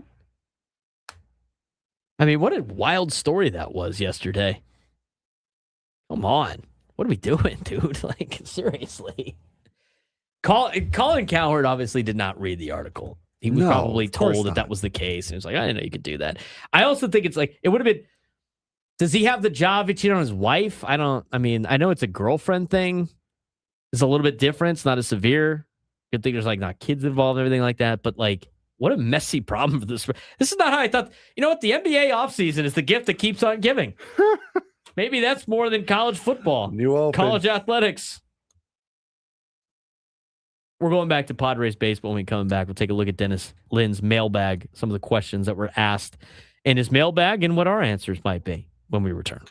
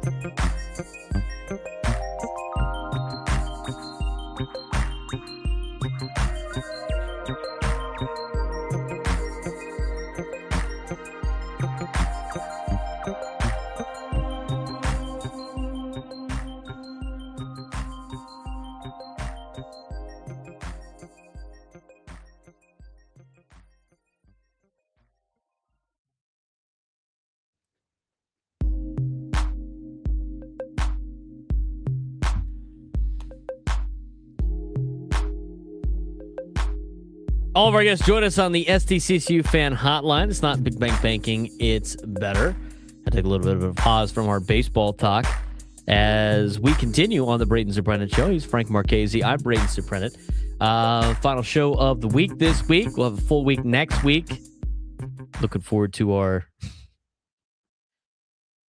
silly segments. Not all of them. During the All-Star break.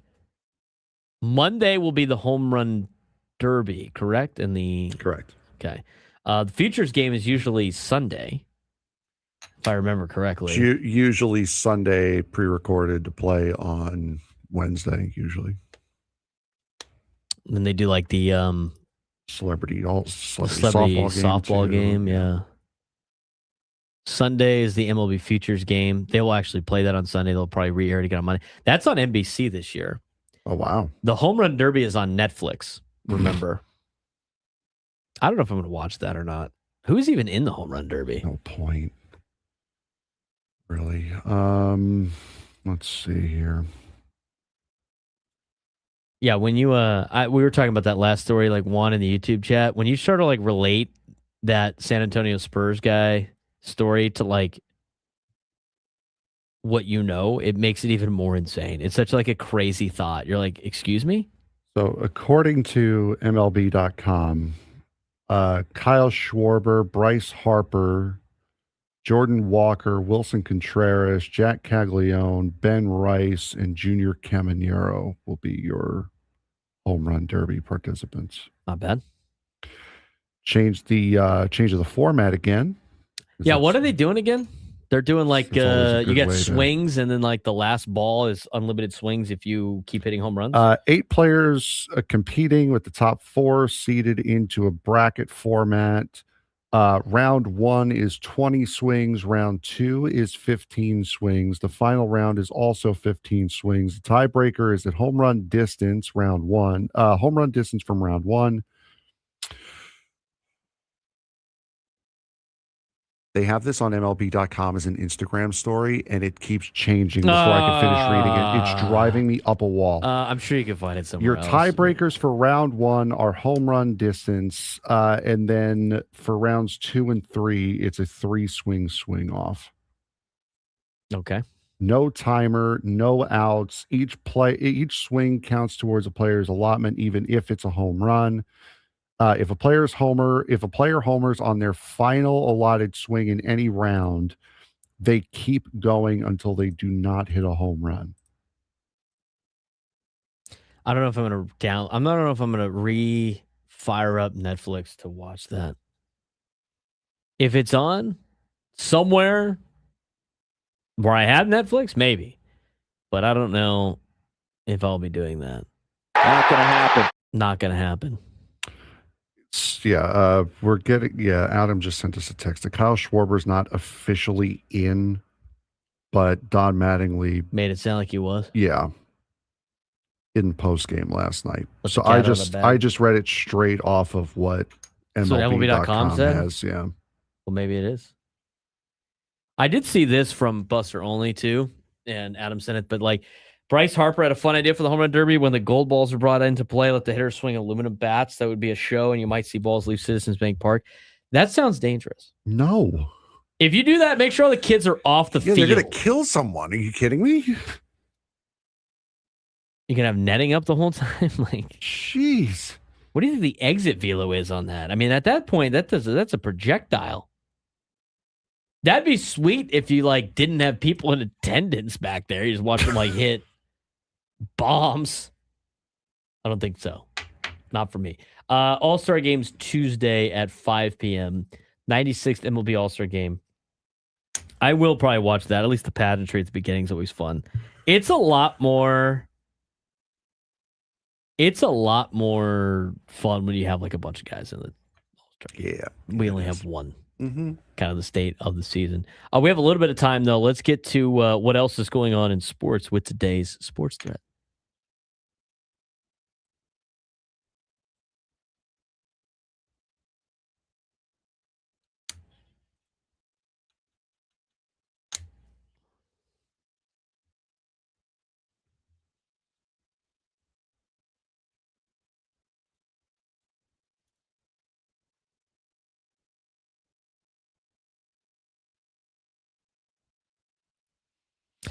I just saw this come down, and I see it on ESPN right now as I hijack the Sports Thread. Kawhi Leonard trade is on hold until the NBA investigation is over, looking into whether or not the Clippers circumvented the salary cap with Kawhi Leonard.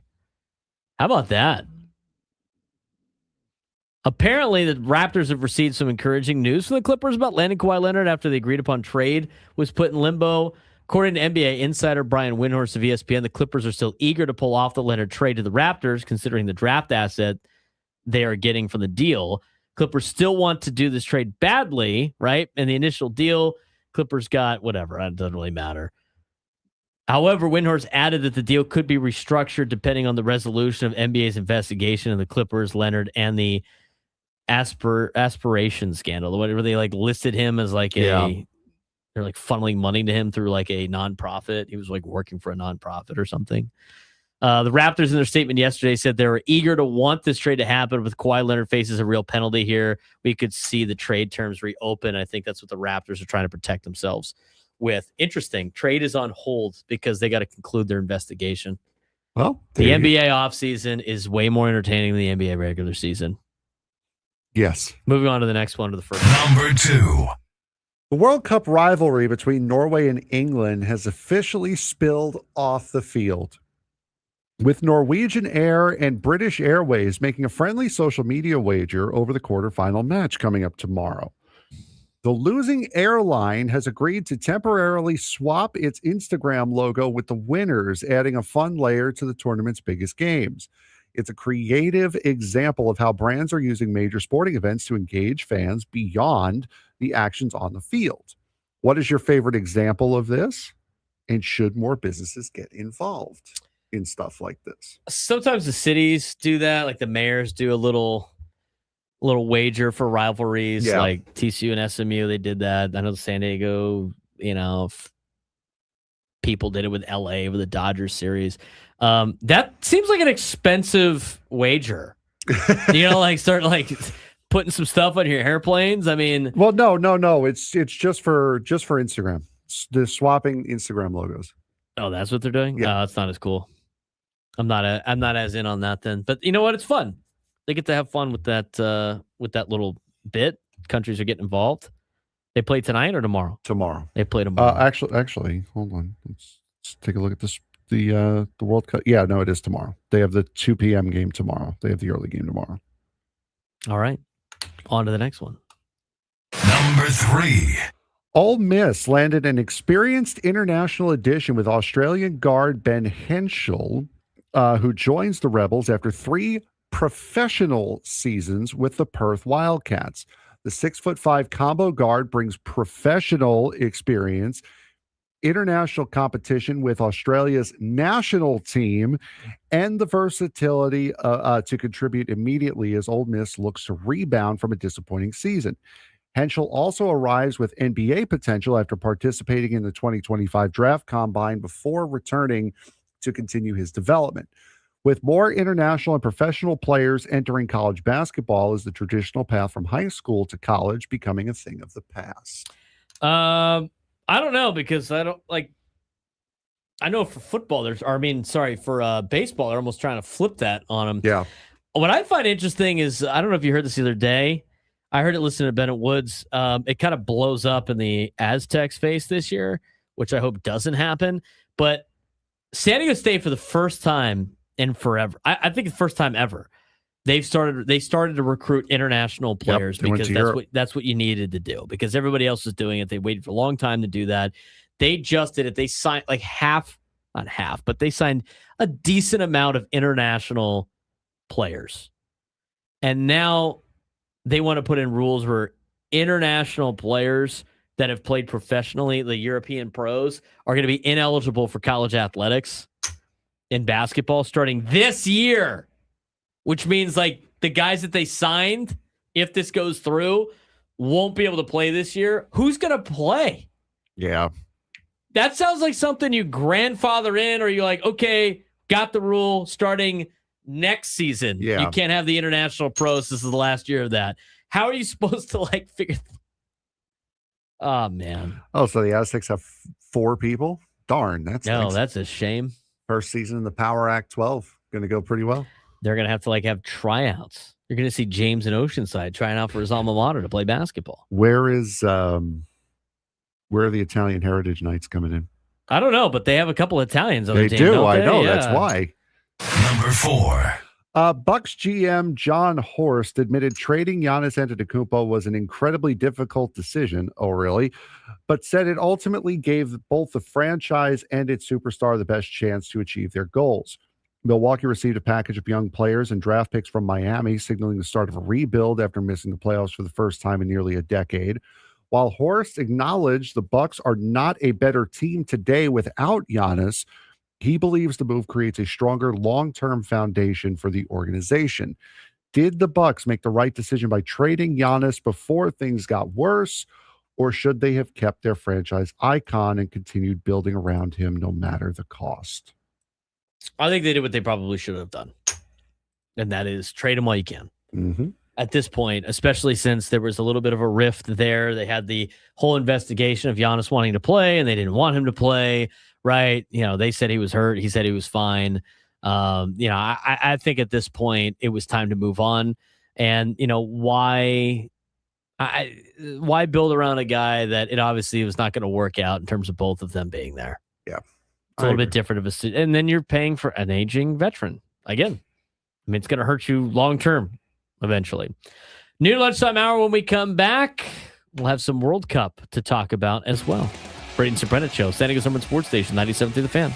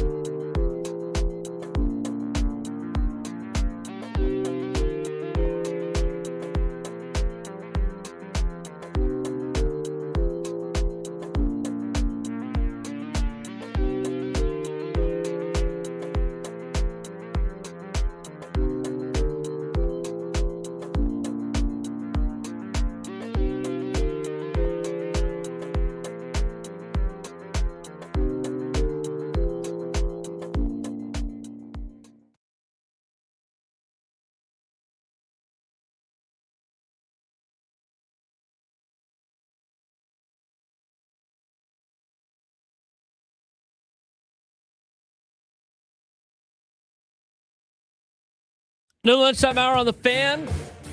He's Frank Marchese out, Braden Surprenant. We are broadcasting live from the Bill House Studios. We know how.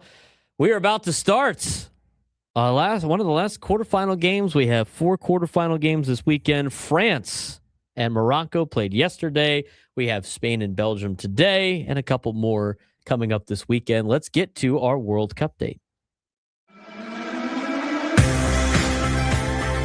This World Cupdate's going to be a sponsored bit next week. I know, I saw that. That's great. It's not a show sponsor, it's a station sponsor, but still, it's a sponsored bit next week. France now 6-0 on the World Cup. Kylian Mbappe scoring in the 60th minute after getting a penalty kick saved in the first half. Dembele scoring in the 66th minute made it 2-0. Morocco just did not have an answer. Morocco out of the tournament. Spain versus Belgium just kicking off. Spain coming into this match 4 wins, 1 draw, no losses. Belgium, the only team left in the tournament that does not have at least 4 wins on their record. They are 3-2-0. Tomorrow, 2 games. Two of the quarterfinal games, the second half of the quarterfinal games coming up. Tomorrow, first at 2 p.m. on Fox, Norway 4-0-1 taking on England, who are 4-1-0 in this tournament. Again, we had just discussed the friendly wager between the two nations airlines, and 5-0-0 Argentina taking on 4-1-0 Switzerland. That game will be at 6. So England, Norway will be at 2. Argentina versus Switzerland will be at 6. Again, the semifinals for the tournament here. Hold on. There we go. The quarterfinals. France, we already know, will play in Dallas against the winner of Spain-Belgium. That game will be on July 14th at 3 p.m. Eastern time, so noon here Pacific. England, Norway, Argentina, Switzerland. That semifinal will be the next day on the 15th, also at noon. That will be in Atlanta. The third place game will be on the 18th at 2 p.m. Pacific time. That'll be in Miami. And then the championship game will be held on Sunday, July 19th at noon Pacific time. That will be in New York. Getting down to the nitty gritty here when it comes to the World Cup, as we only have a couple of matches left, right? We have 3. There's 6 left this weekend, and then we have 3 more after that with 2 semifinals, a final, and then you pay attention to the third place game? Not really. Not really. Does anybody pay attention to the third place game? How excited are these teams to play in the third place game? I can't imagine all that excited. Right. I mean, what's the difference? Do you get you get a bronze medal or something like that? Are you excited about that? Why do they do the third, fourth place game? I mean, just get an extra game on television, probably. Yeah. I don't know how many teams still want to play after that. I mean, you just went through an entire tournament. You've played 3 games in pool play, and then to get to this point, round of 32, round of 16, quarterfinal, semifinal. I mean, you would have already played 4 games. You're playing your 5th game on top of the 3. It's like your 8th 5. game. This is 6. This is 6 at least in the tournament. For these guys that have gone through. Next one's 7. So you've played 7 games by the time you get to either the final or the bronze medal game. Right, including the 3 in the pool play. So you've played, yeah, exactly. Yeah, you have 5 in the. I was just talking about bracket play. And you add the 3. It's 8. It would be their 8th game. At that point, it's like, what are we still doing this for? Right? I mean, it gets to a point, right? So round of 31, 2, 3, 4, 5. Yeah, it'd be their 5th game in the bracket play. Yes, we were the first loser that wasn't involved in the championship game. We are the second best loser. I mean, it's like the Seinfeld bit, right? With the Olympics. It's like silver medal is like the worst one because you're the best loser. Out of all the losers, you're the best. At least with the bronze medal, it's like you got something. But if they're not getting anything, it's like, what's the point? This is breaking news out of Major League Baseball. This With Jeff Passan. Yeah, I was about to get to that. Yeah. Once we were done talking soccer. What's your prediction for the weekend? You can stick with your guns on some of the picks you have. Argentina's going to win, right? England, Argentina, I think, yes. It'll be France, Spain, England, Argentina. Argentina, France in the final. Yeah. That's what I'm going to go with. Anything other than that would be a... I don't think Spain beating France would be an upset. They have not played as well as France has this tournament. Spain's unbeaten in their last 35 matches. That pretty impressive. Right, but that's not 30. That's not 35 consecutive wins. I understand. Yeah. That's what unbeaten means. They probably drawed multiple times. For the listeners, relax. Are you calling our listeners unintelligent? No. Is that what you're doing? I'm not doing that. I don't know. Saying for people that don't know. You stop putting words in my mouth. I'm just trying to translate what you're saying. So what you're saying is, don't you love when people see that? We get that every day. So what you're saying is this. No, that's not what I said. I didn't say that at all. Yes, Spain has not lost in 35 matches. That doesn't mean they have won 35 matches because we know about the Cape Verde situation that they had. Belgium has not lost in 18 consecutive matches. Clay wants to know if you think he's dumb. No. No, I do not. Are you implying that Juan, as an Arsenal fan, does not know ball? Now what are you going to say? Oh, really painted in the corner. Why don't you acknowledge Arsenal? Because there's no need to. The Arsenal's not playing. But a lot of their players are. Okay, they're scoring a lot of the goals. A lot of Inter players are. I'm not acknowledging Inter. Acknowledge Juan. He wants to be acknowledged. You've been very rude about this for the last... There you go. There's your acknowledgement. Couple of weeks. Guy does not want to acknowledge Arsenal at all. Let him have this. Let him have this. All right, let's get to the breaking news in Major League Baseball with Jeff Passan. There was a couple. One, the Blue Jays tonight will be without one of their bullpen pieces. They have traded him. That's not what I saw. I know. They have traded him to Minnesota, who is only a couple of games out of a wild card race. They want to beef up their bullpen.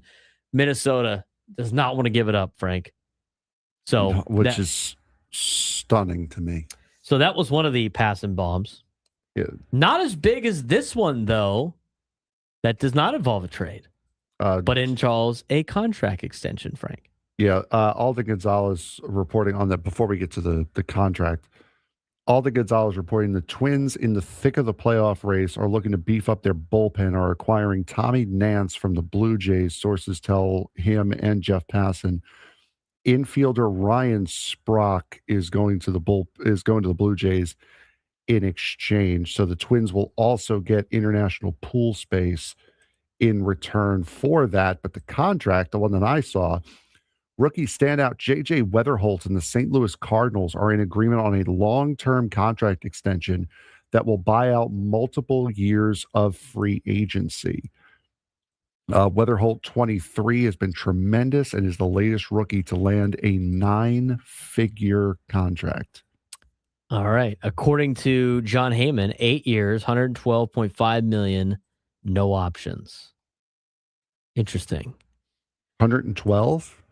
That's what Heyman had, so I take that for what it's worth. I mean, I trust Heyman. Do you not trust Heyman? No, I do. No, I wanted to make sure I heard the number right. That's 112. That has not been added to Fangraphs yet. They're still trying to let's get the details here. All right, so here's the deal with that. So 8 years, 112, right? That's what I said. What did what did Merrill sign? I was in the process of looking it up, and then my screen goes blank because reasons. Jackson Merrill signed a 9-year 135. All right, so they got an extra year, and how much extra money? Got a couple extra millions of dollars. Hold on. 135 minus 112. Hold on.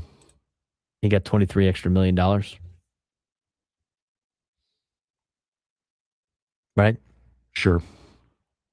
Okay. So he got relatively a Jackson Merrill contract. Not bad. Here's the thing, though.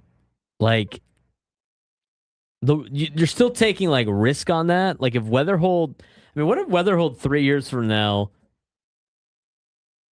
has a Jackson Merrill season that he's having this year? People are going to be like, we got to trade this guy. These are like because people go all the time. We hear it all the time for essentially Padres fans that don't want to be what the Padres are right now. They go like, look at the Cardinals. Look at these young guys that they have signed. It's like, well, the Padres have some of those guys too. Like, it happens. And what you're doing is they're signing up for all the good years of JJ Weatherhold, and they're signing up for a lot of the bad years of JJ Weatherhold. He's and 23. So, yeah, Jackson's 23 right now. Jackson signed when he was 21. So Jackson Merrill will be a free agent in 2034. Weatherholt on an 8-year deal will be 31, which is a tough signing for him. He's going to hit the market again at age 31. I like these moves more than I like these moves more than signing the 28, 29-year-old to a massive contract or you're paying a ton of money. Obviously, the Cardinals believe that JJ Weatherholt is going to be this all the time, which I don't know why you wouldn't believe that. And so they gave him a big deal. Twitter's breaking. This is fantastic. What do you mean Twitter's breaking? Nothing's working. Nothing's loading. Uh-oh. It's just Twitter is twittering. Are you sure it's just not our internet here or that computer? It could be, but like this is obscene. It's ridiculous. Deal can max out at $132 million, so there's obviously some incentives involved as well. I don't mind that for the Cardinals. They're building their young core. They drafted him with a first-round draft pick. I think he's like the 6th pick overall when they drafted him, if I remember correctly from the other day. These are the guys that you want in your. They've determined the guys that they want on the roster. They want to build around. JJ Weatherholt's part of the equation. He was a 7th pick overall. Here's out of West Virginia. Here's the other thing too about this, because they get it a lot, Frank. We get a lot of, why can't the Padres do this? Why can't they develop guys like this? Why don't have they? JJ Weatherhold was the 7th pick overall. 7th pick overall. Of course Jackson Merrill was the first round pick for the Padres back in the day. Like, these are the guys that are going to be able to build around, and you want to sign them if you believe that players like Jackson Chourio, Jackson Merrill, JJ Weatherhold, if you believe that these guys are going to be long-term great, you got to sign them at this particular deal. Otherwise, if he continues to get better, he's going to continue to raise the price tag a little bit. So, like the deal for the Cardinals, there's still some risk involved for St. Louis. Obviously, if Weatherhold does not turn out, he's just having one good year, which I don't think is going to be the case. They could run into like what the Red Sox's problem was, right, Frank? Red Sox signed some guys pretty early that just have not worked out so far. But at least with that, it doesn't cost you a ton of money if you got to get rid of the guy. Yeah, Christian Campbell's the big one that sticks out. He signed that big contract extension last year and went right back to the minors. So there are ways for that to bite them, but Weatherholt seems like a pretty good player right now. He's got a 3.6 WAR from what I just saw, so he's not doing too bad. No. He's had a phenomenal freshman year.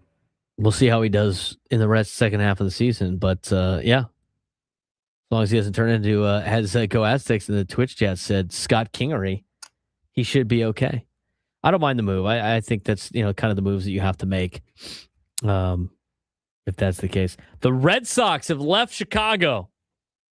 They're on their plane. They're flying now to New York. So right around when they said they would. So it says the Red Sox are in the air. That's of 3 minutes ago. So it's about 2 hours from now. So they're going to be landing around 2:00-ish, just after 2. Yeah, projected around 4:10 to say maybe. Right. So that's around the same time. So they're going to be landing around. They'll probably get to the ballpark around 5:30.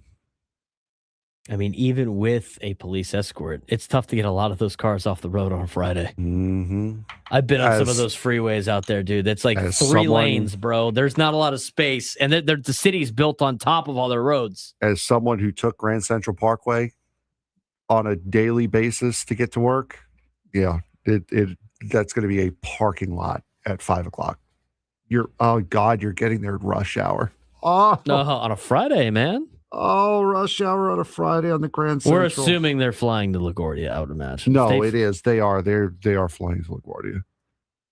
It's a 4-minute drive via the Grand Central Parkway. Too bad it's never a 4-minute drive. No. 2.6 miles. At this point, they might have to walk. Just kidding. That would be crazy. Could you imagine if they walked to there?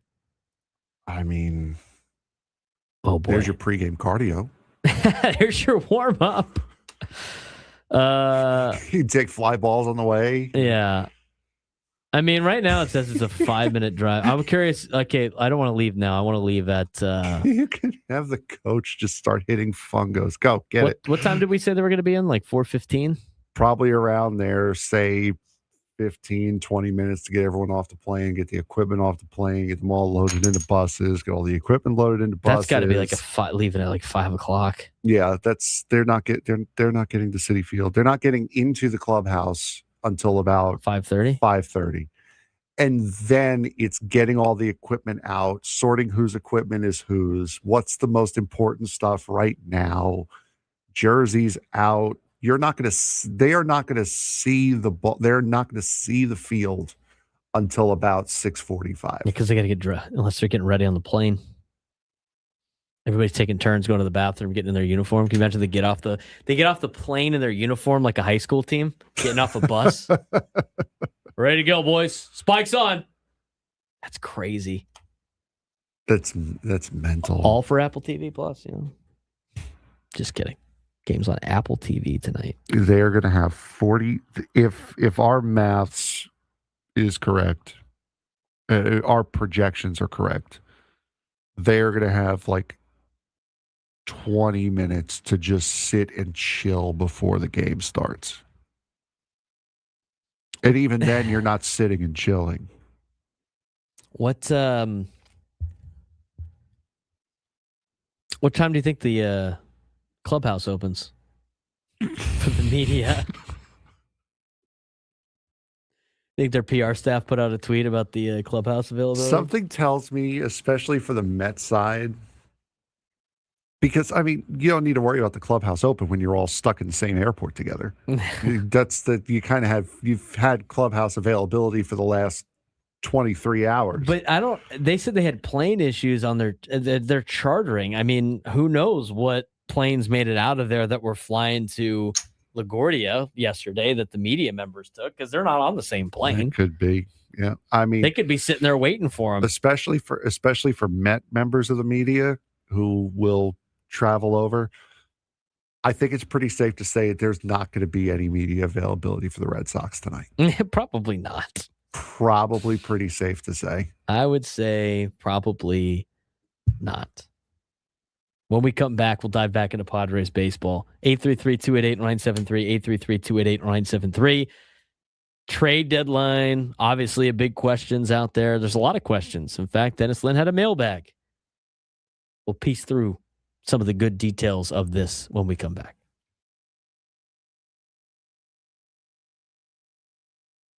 Toyota absolutely owned NASCAR this weekend at Chicagoland. Chase Briscoe beat teammate Christopher Bell in an incredible finish. Joe Gibbs Racing swept the top 3 spots, and Toyota placed 7 cars in the top 10. The first time they've done that in Cup Series history. Meanwhile, Tower Reddick's championship lead has completely disappeared after another mechanical failure. Denny Hamlin now sits comfortably atop the standings with the playoffs fast approaching. Then there's Shane Van Gisbergen and Austin Hill. Did SVG intentionally wreck Hill as payback for Coronado? NASCAR is reviewing the incident. Penalties could be coming this week. Over in Formula One, Charles Leclerc gave Ferrari its biggest win in months at Silverstone, while George Russell gained ground in the championship after Kimi Antonelli suffered heartbreaking mechanical issues. Across the motorsports world, championship races are tightening, and The drama is only getting started. Before we talk about NASCAR, how about the stock cars at Le Mans over the weekend? Yes, huh? that was a lot of fun to see a lot of those old cars, ones that I grew up watching and have been watching for years, going around Le Mans. That was absolutely fantastic. The NASCAR Classic, so much fun to see those cars back out on track again. Yeah, they hit 197 a couple of times. I think Kurt Busch did at least once when he was out there driving at Le Mans. But Toyota took over Chicagoland. The biggest story in motorsports from Chicagoland Speedway. Toyota didn't just win; they completely dominated. And when you think about, first of all, they got all the races in at Chicagoland too, despite the torrential downpour throughout most of the weekend. But we were talking about this in Coronado. I mean, Chevy does not look good with their new cars. No. And they haven't been good all year. And Ford isn't anywhere close. And Toyota has just completely dominated the stock car racing. What do the other brands have to do and manufacturers have to do to kind of get back on track? Because Toyota has really taken the lead in this season. It has mostly to do with the body and the way air flows around it. Toyota has figured that out the best. Chevrolet got a new body this season. It has not worked out for them. It's looking better. William Byron led the most laps at Chicagoland over the course of the weekend. But other than that, I mean, Chevrolet's Cup program has been in absolute shambles this season because they still have not figured out the aerodynamics around this new body and how this new body is it makes air and moves it around, and they're getting close. But I mean, it's kind of like in Formula One where you saw the years of Mercedes dominance, you see the years of Red Bull dominance. When something changes and one team has such a wide advantage the way Toyota does over Chevrolet and Ford, it takes another change before that really comes back to center again. And those are two brands that were dominating the stock cars for years and decades. And Toyota's really, landed a big punch. And now there's rumors that Dodge might be getting in on the mix as well. Dodge I was going to ask, are they going to bring Dodge year back? Yep. I was literally about to ask you what happened to Dodge and why aren't they coming back? But they left because they didn't have enough teams to run it in 2010, I believe it was. They just brought their truck program back this year with the Dodge Ram, and now they're talking about bringing in a Cup car for next season, potentially. So we talk about Toyota, taking over Chicagoland, but individually, I mean, Chase Briscoe did a good job of holding off his teammate Christopher Bell. They captured the victory, giving Toyota its 12th win in 19 NASCAR Cup Series this season. Briscoe, Bell, Denny Hamlin swept the podium for Joe Gibbs Racing. And, we can talk about Toyota all you want, but those are some of the big, winners this weekend, or should I say, those are the big performances this weekend at Chicagoland, a place they have been in a long time. William Byron led most of the laps for Chevy, but could only manage fourth place. Briscoe definitely boosted him in the standings, now at the 8th in the championship standings, giving him valuable momentum as NASCAR playoffs continue to get closer. What was your biggest takeaway from Chicagoland this weekend? It's still a very good track. It's still a very fun track. It's changed a lot. I think if they do want to come back, they got to smooth out some of the bumps. There's a nasty bump going into turn 1 that the ARCA cars didn't really have to deal with, that the Xfinity and the Cup cars did. You could see them really bottoming out and having some trouble there. And also in turns 3 and 4, we saw Kyle Larson spin out by going over one of the bumps and bottoming out and losing the back end on one of the bumps. So I think they could diamond grind it down a little bit. I wouldn't change much else other than that. It proved to be a great place for racing, and the two lower series, the ARCA series and the O'Reilly series, put on great shows this weekend. The Cup followed just the same. Let's talk about SVG and Austin Hill. Austin Hill wiped out SVG in Coronado, the whole field, and wiped out all the favorites for the road course in San Diego. And yesterday, SVG appeared to have returned the favor by spinning Hill into the wall during stage 1. 10%. There are people that have already found it. They're so good at that, dude. I don't know how people find that stuff so easily. even with chartered jets. That's how we figure out what coaches are getting hired in college football. Flight trackers. It's flight tracking season. Don't you love that in college football? Flight tracking season? I mean, like, you can kind of guess, like, when they took off. It kind of like gauge where they went, but like, it's hard to tell. Hard to tell. Let me know if you figure that out. Probably won't. Oh, no. Because it's also not the plane. It's most likely a backup. So right, or just any random backup that they found sitting there. Yeah, sitting in Chicago. Yeah, there's a JetBlue plane. Oh no! Wait a minute. Hold on. Are they? Hold on.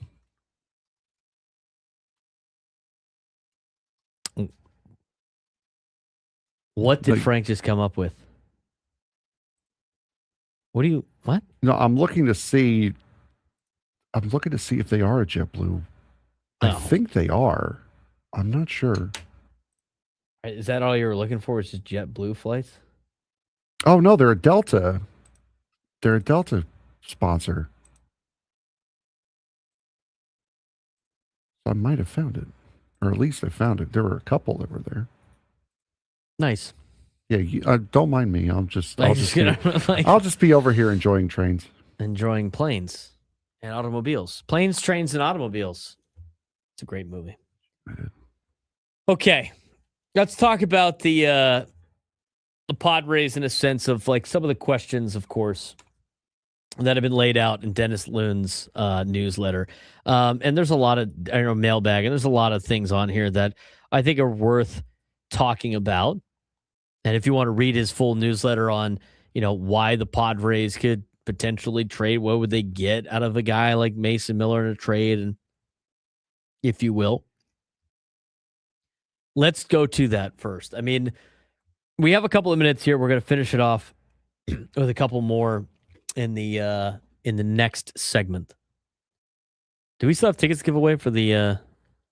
Yes. Yeah, we have 2 packs to give away. We're going to be giving away tickets in the 1 o'clock hour for the horse racing at the track opening day. Okay. I think the big glaring question, of course, is should the Padres, this is how the cycle works through. Should the Padres buy or sell at the deadline? People want to lean to sell. Who are you going to sell? Everybody says Mason Miller. So the question is, what kind of return could the Padres get if they trade Mason Miller?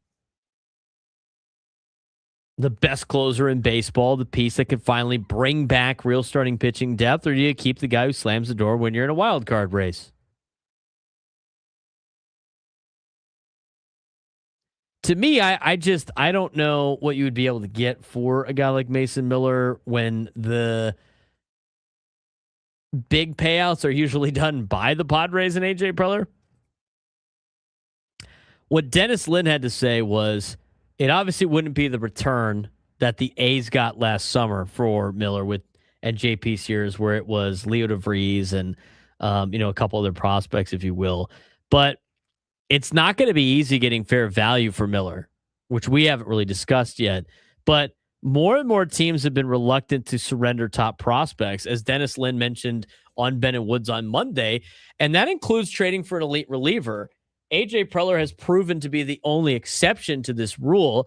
And even though there hasn't been a perfect comparison throughout the years, Dennis Lin puts out like what the big closers have gone for. You ready for this? Go ahead. 2025, last year, the Twins traded Johan Duran to Philadelphia, which came with 2.5 years of control for Mick Abel and Eduardo Tate. I don't know who either of those guys. I know who Mick Abel is, but I don't know how he's doing in Minnesota. In 2022, right, Padres traded for Josh Hader with 1.5 years of control. They gave up Robert Gasser, Dinelson Lamet, Taylor Rogers, Estrella Ruiz. I remember Estrella Ruiz was supposed to be like that, great player. Yeah, he was super fast. I mean, I'm not saying that he is anywhere close to what Leo DeVries is. Bingo. Oh, yeah, Spain. Oh, they scored. Oh, Spain no, I was scored. Or did you find the plane? I was talking about the flight. Yeah. Oh, They're crossing the Canadian border over Lake Erie right now. wow. Red Sox are going international. What's the ETA? Does it say? Estimated time of arrival? About 57 minutes. Estimated is 4:28. Wow. So getting a little bit later than they would think. I mean, that's going to be, they're going to be cutting it so close. They just crossed into Canadian airspace. 2018, Padres traded Brad Hand and Adam Simber to the Indians for Francisco Mejia.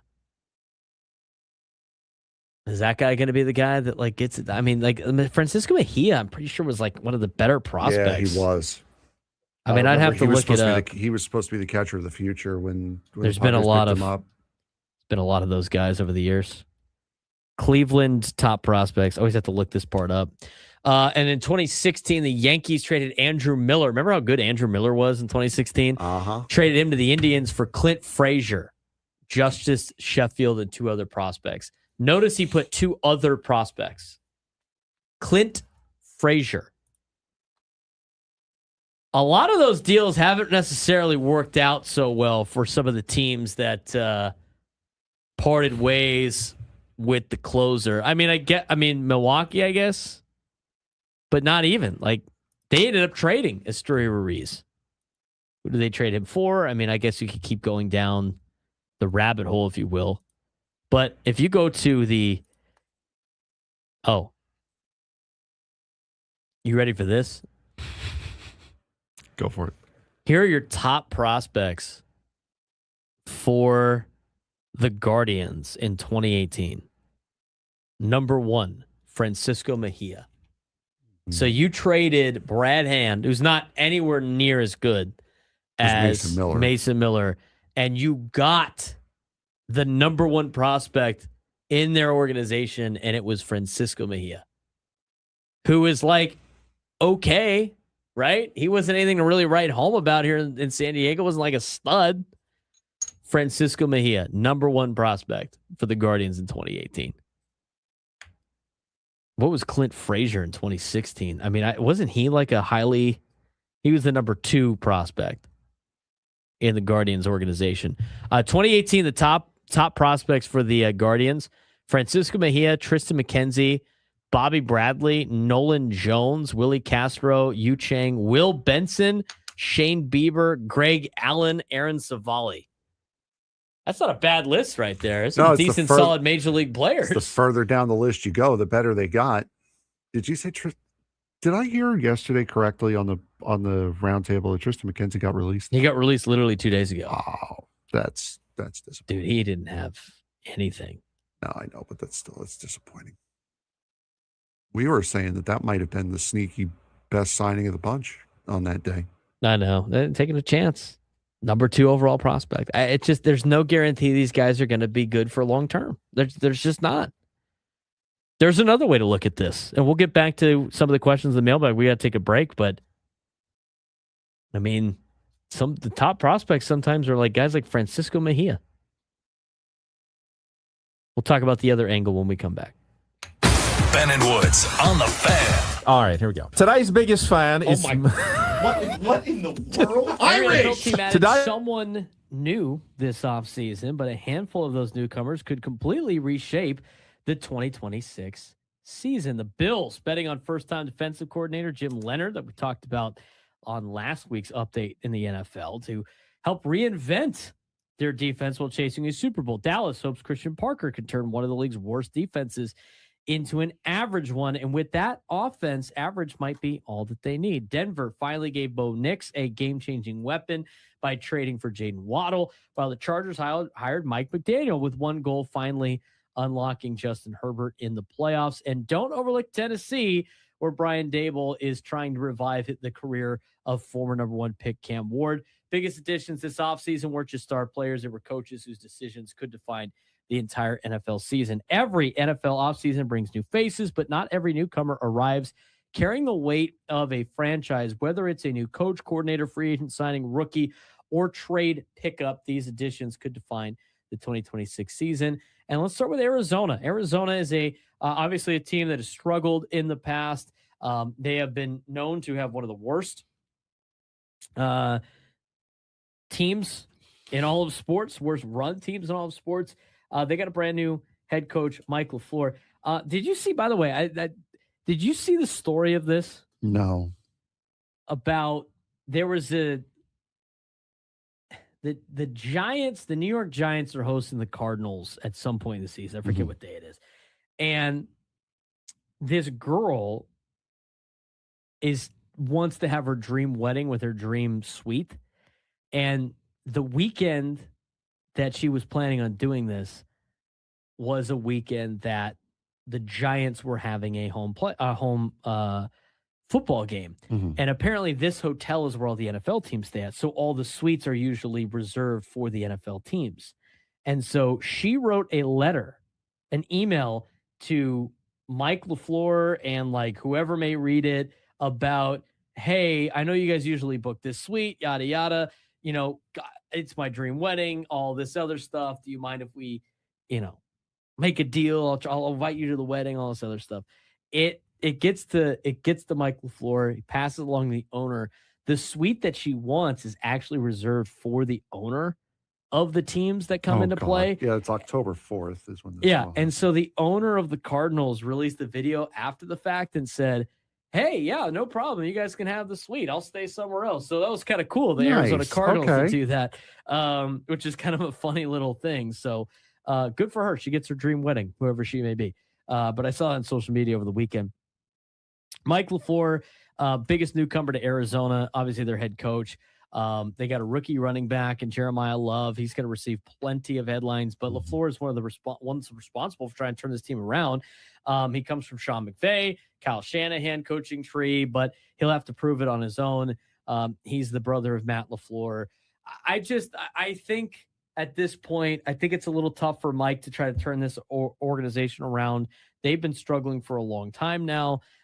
They're not very good from a top standpoint. And I think with the success that Sean McVay has had, all of a sudden anybody that is coached with him, same with Kyle Shanahan, seems to be the young up-and-coming coach, and everybody's trying to find their next Sean McVay. I don't necessarily know if Mike LaFleur is that guy. He could be.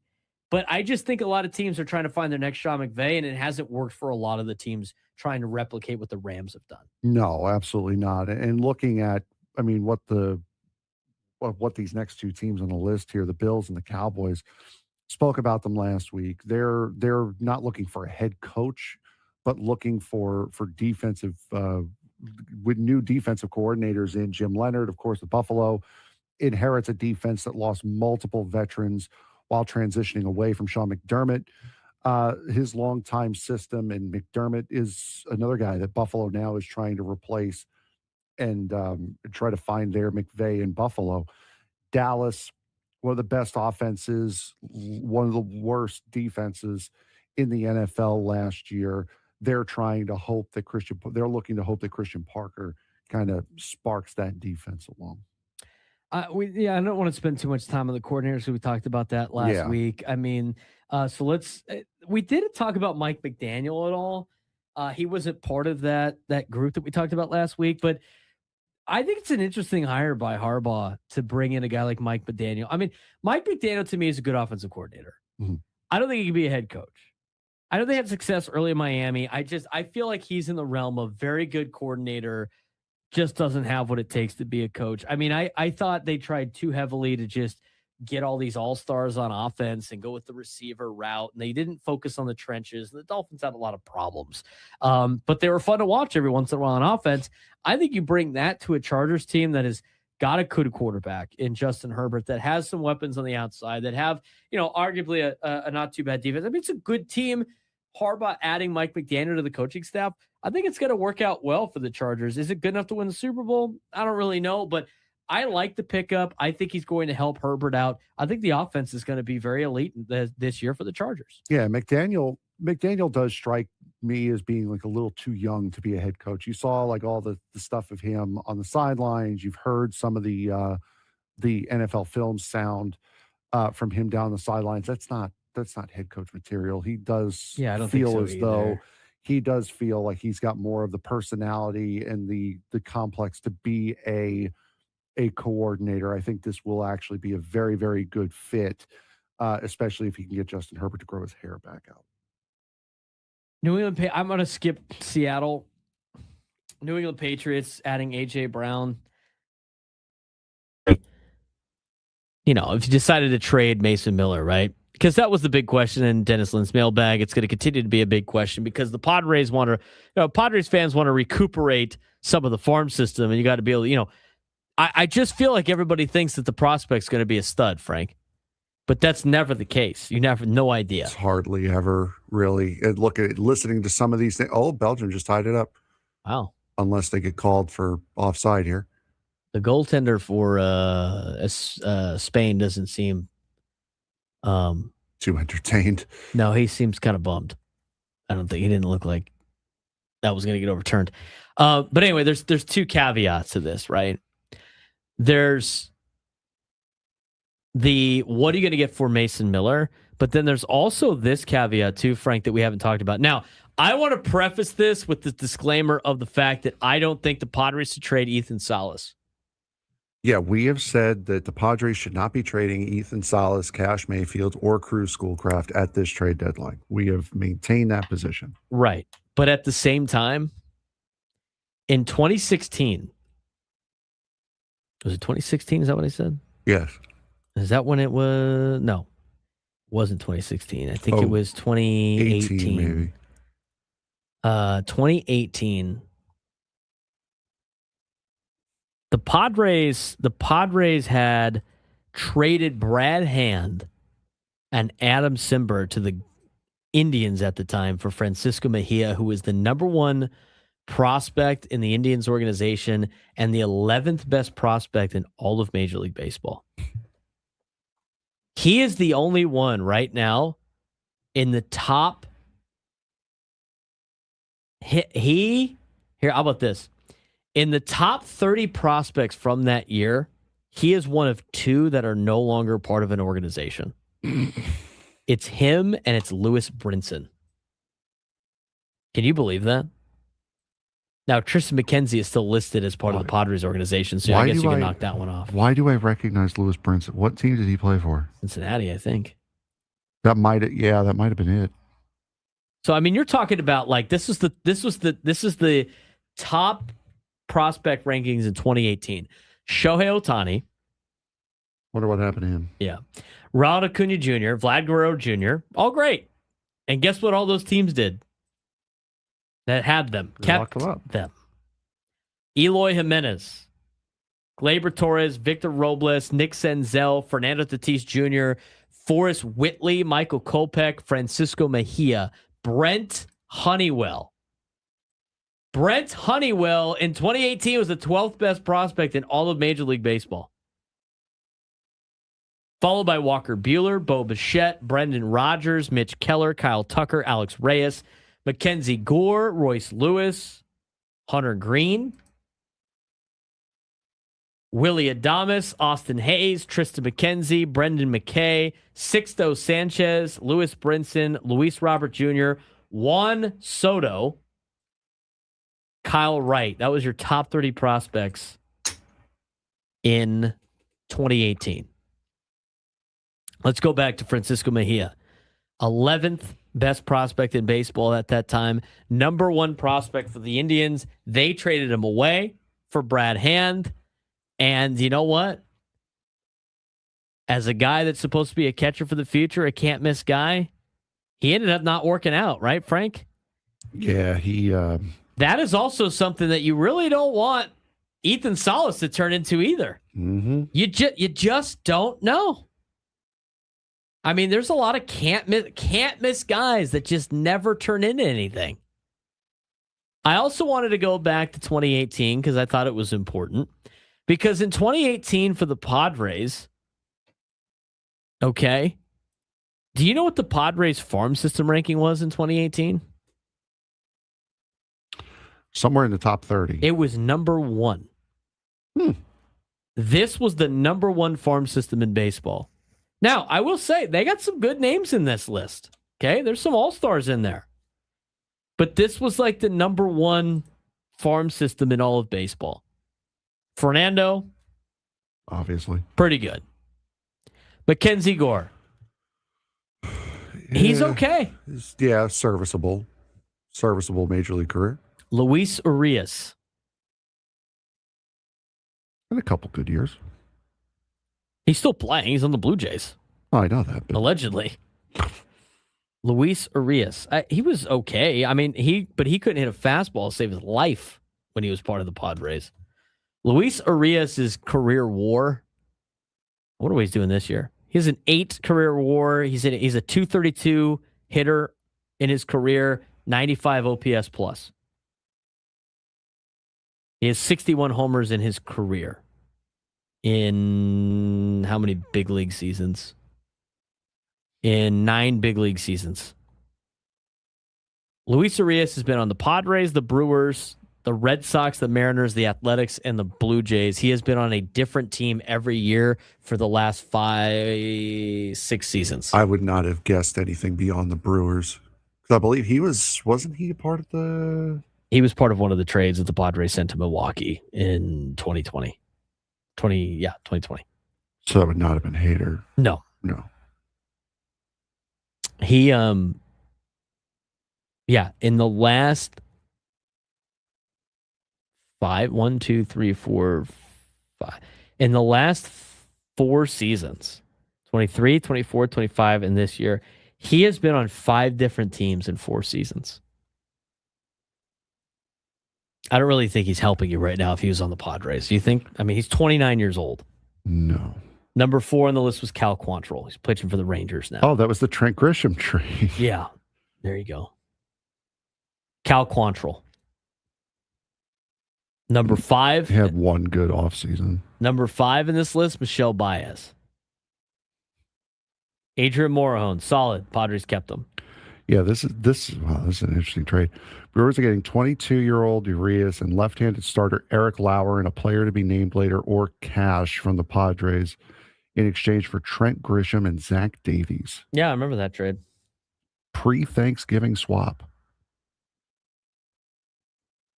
Trent did well that season. And look at the goober who pulled it off.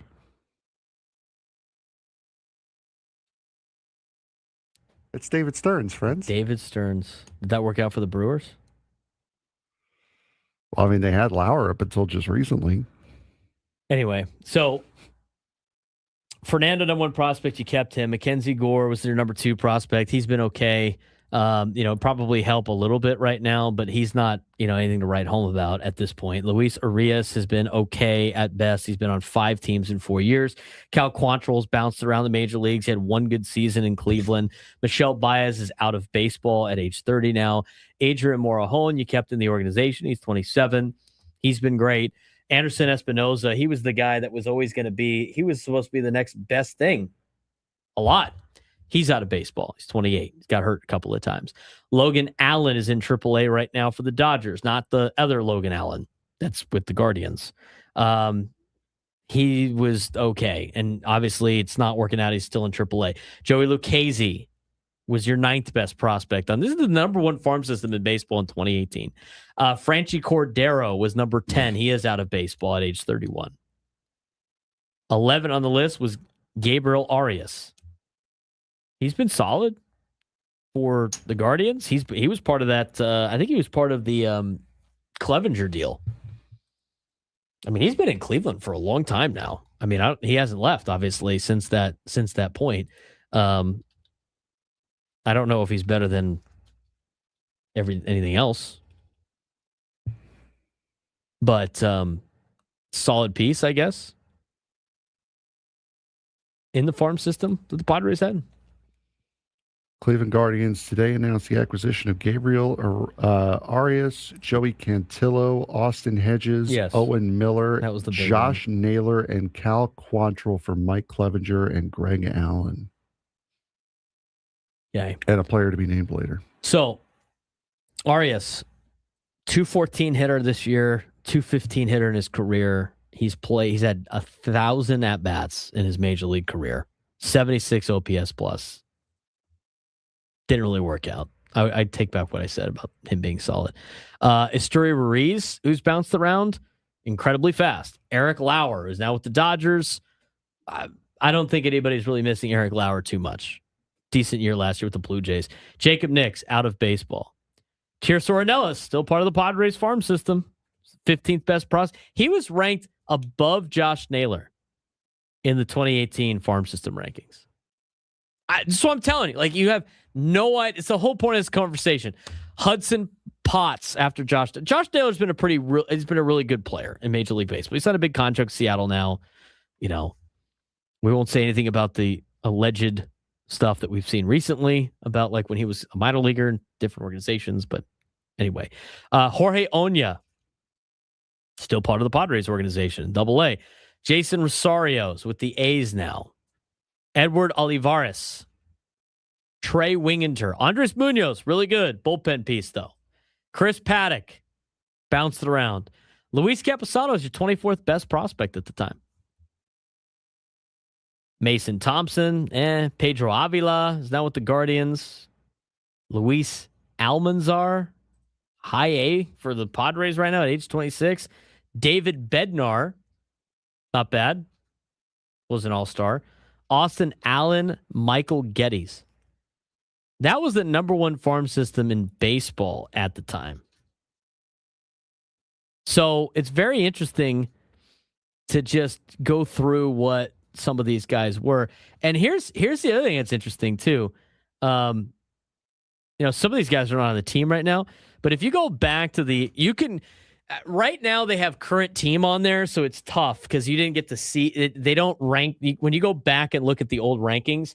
You don't see what team they were on at the time. You just look at what they currently have. The Padres currently have 7 guys in their organization that were in the top 100 prospects in 2018.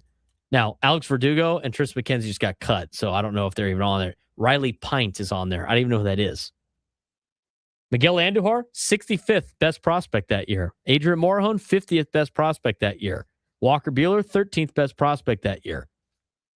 Obviously, not part of the organization at that point. And Fernando's the 8th best prospect that year.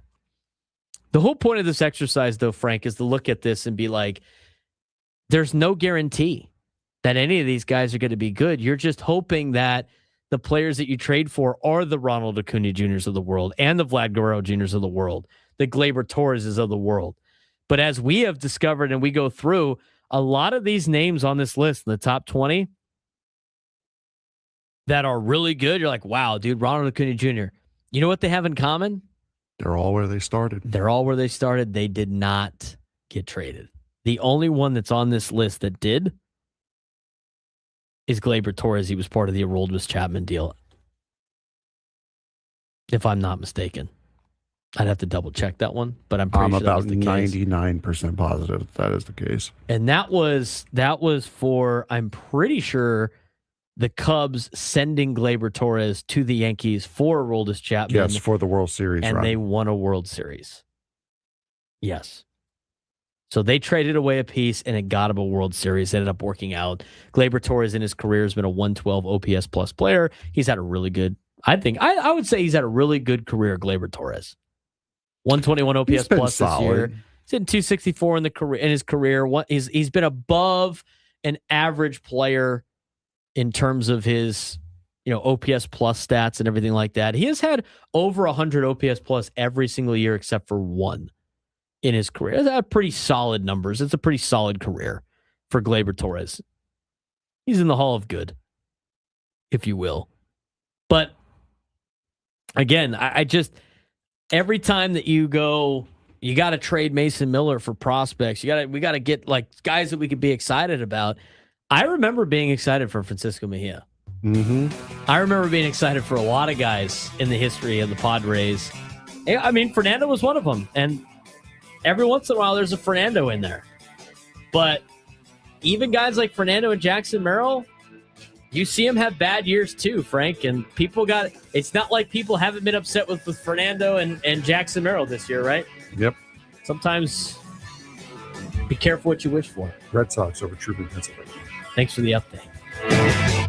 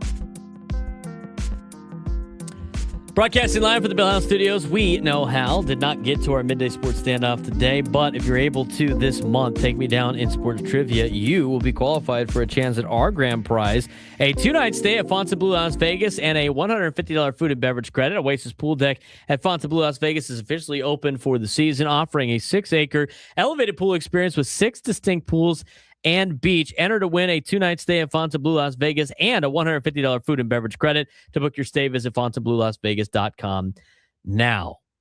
We're going to be giving away tickets going to break in the next 2 breaks, I'm pretty sure, for party and opening day at Del Mar on Friday, July 17th. Tickets include opening day admission and exclusive access to the party, complete with world-class DJs, craft beers, and cocktail bars, photo booths, and private wagering. Tickets at dmtc.com. This event is 21 years or over. All right. Let's talk about this for a second on a sense of what this exercise really proved. I mean, we just gave you what the number one farm system in baseball was in 2018, which was the Padres farm system. And that's what they produced. There was like 2 all-stars out of the top 30, maybe. And then most of them were like guys that are solid but replaceable major leaguers. Am I off on that? No, not at all. I mean, I get it's super nice to have like top prospects like knocking on the door to come up and help your team. But let's look at the number 2. The number 2 best farm system in baseball in 2018. Ronald Acuna, it's the Atlanta Braves. Acuna, solid, great. Max Fried, great. Austin Riley, great. Those are 3 in the top 10. It's awesome. But Kyle Wright, who was a high draft pick for the Braves, is in AAA right now with the Cubs. Mike Soroka was the number 3 best prospect. Luis Gohara, AAA with the Angels right now at age 29. Ian Anderson, AAA with Atlanta right now. Colby Allard, AAA with Philadelphia right now. Christian Pache was number 9. AAA for the New York Mets right now. Joey Wentz, part of the Atlanta Braves. Touki Toussaint was number 11.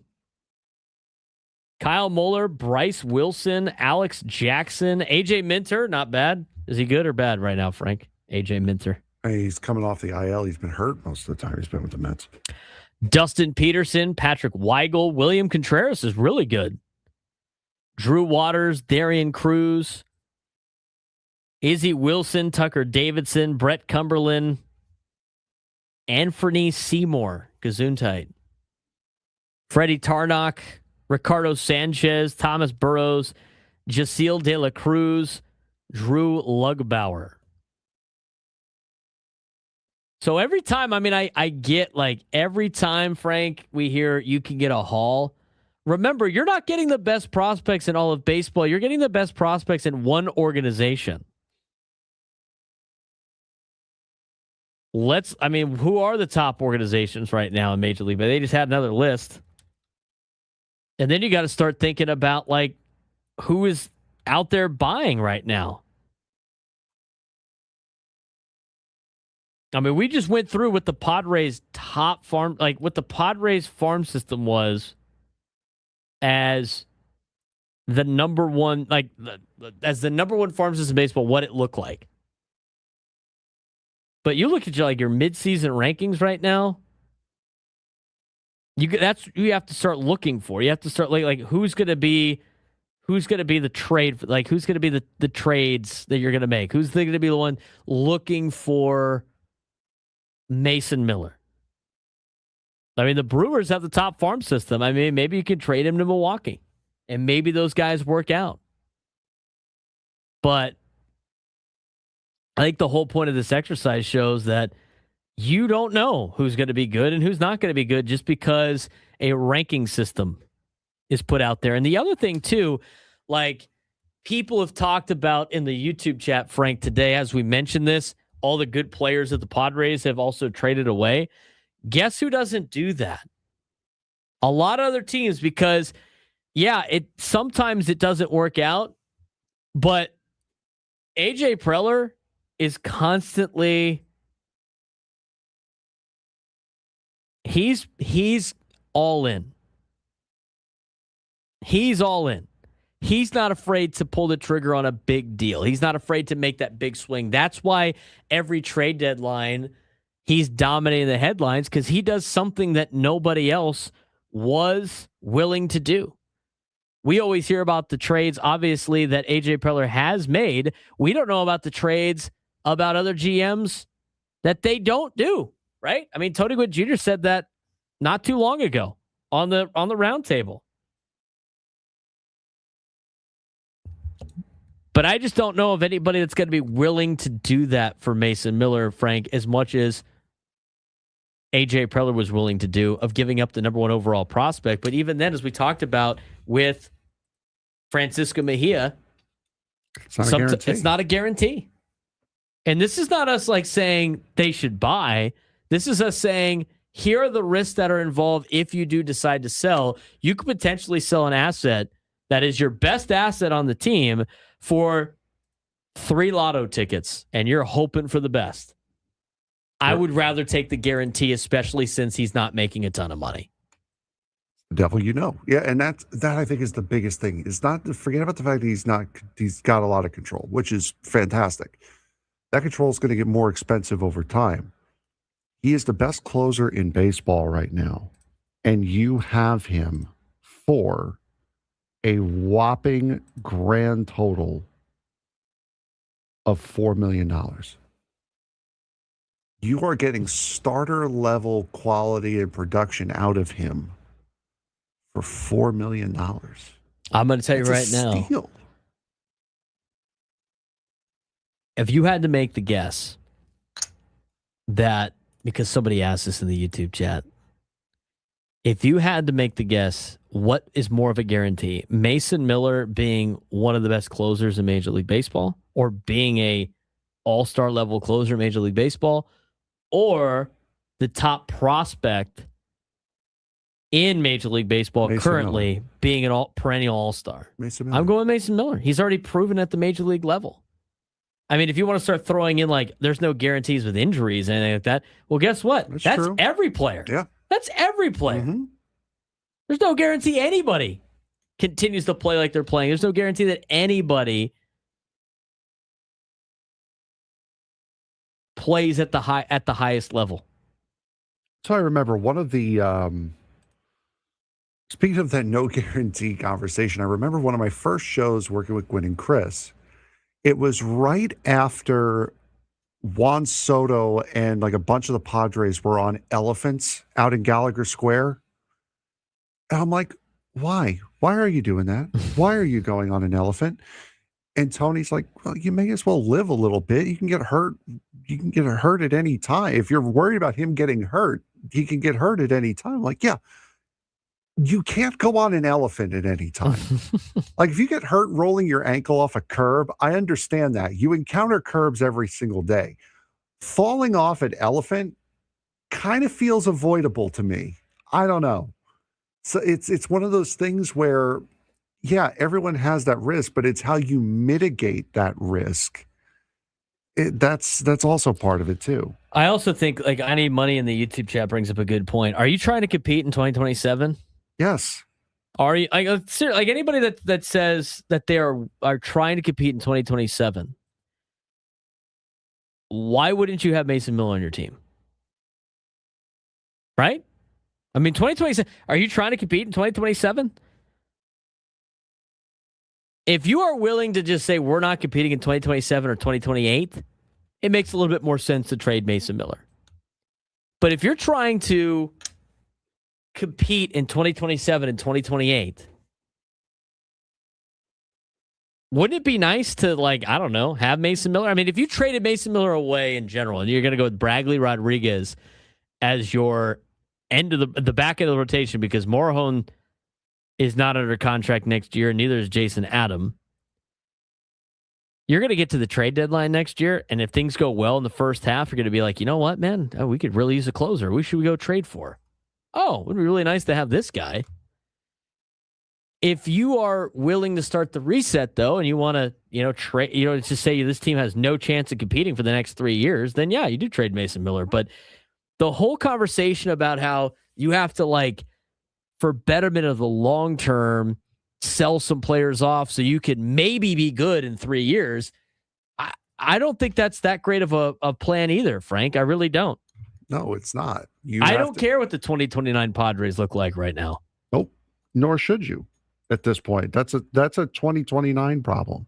Right. That's not a me today issue. That's a me in 2029 issue.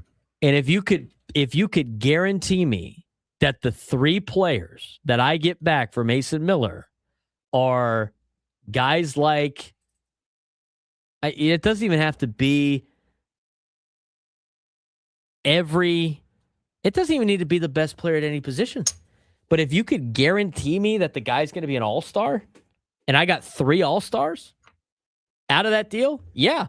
But nobody in this YouTube chat can guarantee me 3 prospects from one organization being perennial all-stars. That's what you kind of have to get back to make the Mason Miller trade make sense, because you are trying to compete now and next year and the year after that, and you're not getting these guys. You're not getting, these guys aren't getting any younger that you cannot trade. The Manny Machados of the world, the Xander Bogaerts of the world. Seriously. I mean, you'd have to get a lot of good players. And they have to hit. If you could guarantee me CJ Abrams and James Wood, I would probably make that deal, Frank. Somebody's like, the Nationals aren't going to. I'm not talking about the Nationals. I'm talking about a player like CJ Abrams and a player like James Wood. If you can guarantee that for me, I would consider it. But also, they would have to be ready to go in 2 years. Mm-hmm. This is not, he could potentially be like that. He's like 18 years old. It doesn't help you. Forget about that. They have to be ready to go like now. If they're not up at the major league roster, they have to be ready to go come the September roster expansion, or at the very beginning of next year, which is another reason why I brought up earlier this week a guy like Walker Jenkins.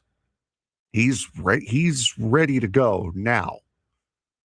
Twins haven't pulled him up yet.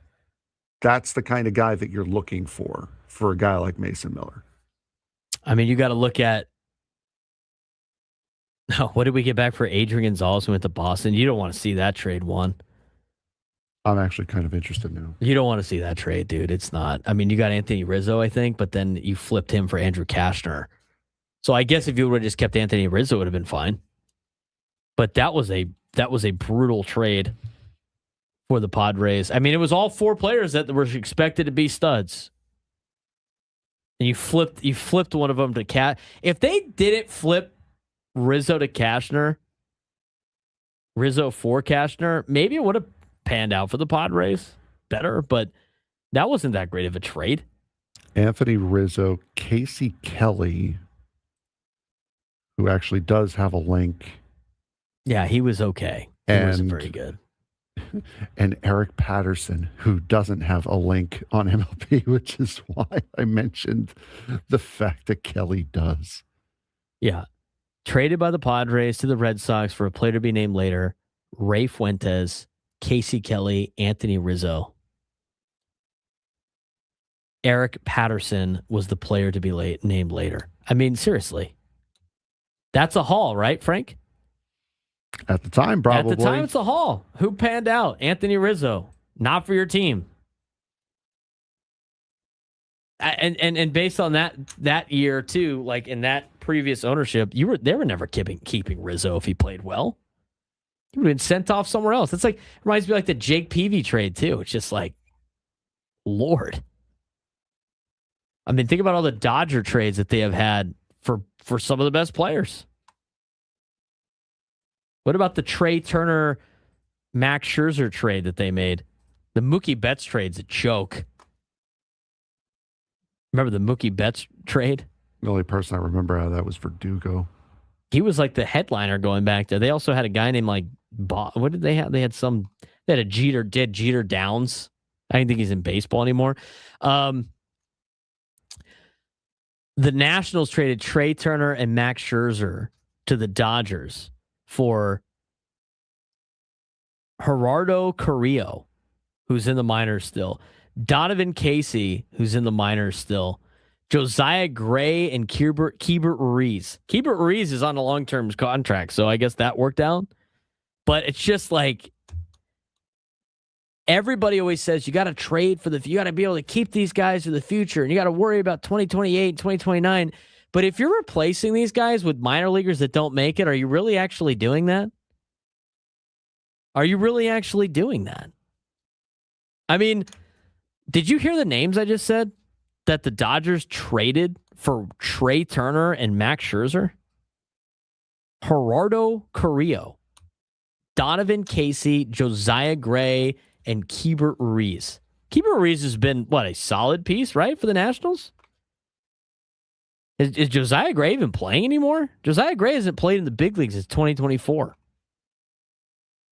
Keibert Ruiz, this season, doing pretty well for the Nationals. Solid catcher. He's at 280. It's a good piece back. But, what I'm saying here is the Nationals traded away. Now, their situation is different because they had guys on expiring contracts. They're rentals, right, Frank? But, you would be, even if you got a Keibert Ruiz back, you would get a good, solid major leaguer, one of them out of the group, for a all-star closer. It doesn't make any sense to me. Did the Fernando Rodney for Chris Paddock trade work out? I mean, I guess that's kind of a wash. New York, Mike, please don't bring up Pete Crow Armstrong. Yeah, what was the Pete Crow Armstrong trade, Frank? That was 2 months of Javi Baez. Yep. Sometimes it works that way too. Sometimes it does work that way too. Sometimes you get a James Shields for Fernando. But again, it's Baez wasn't awful. It's just his career after New York was him going to New York was the start of the downturn of his career. But it was he resurrected New York, that last year. Yes, he did. New York, it was his attitude, and then when he left New York, it was the ability. I just I don't know how many of the top farm systems in baseball you're going to get this haul. I mean, are the Brewers going to we already know the Brewers don't like trading into their young guys.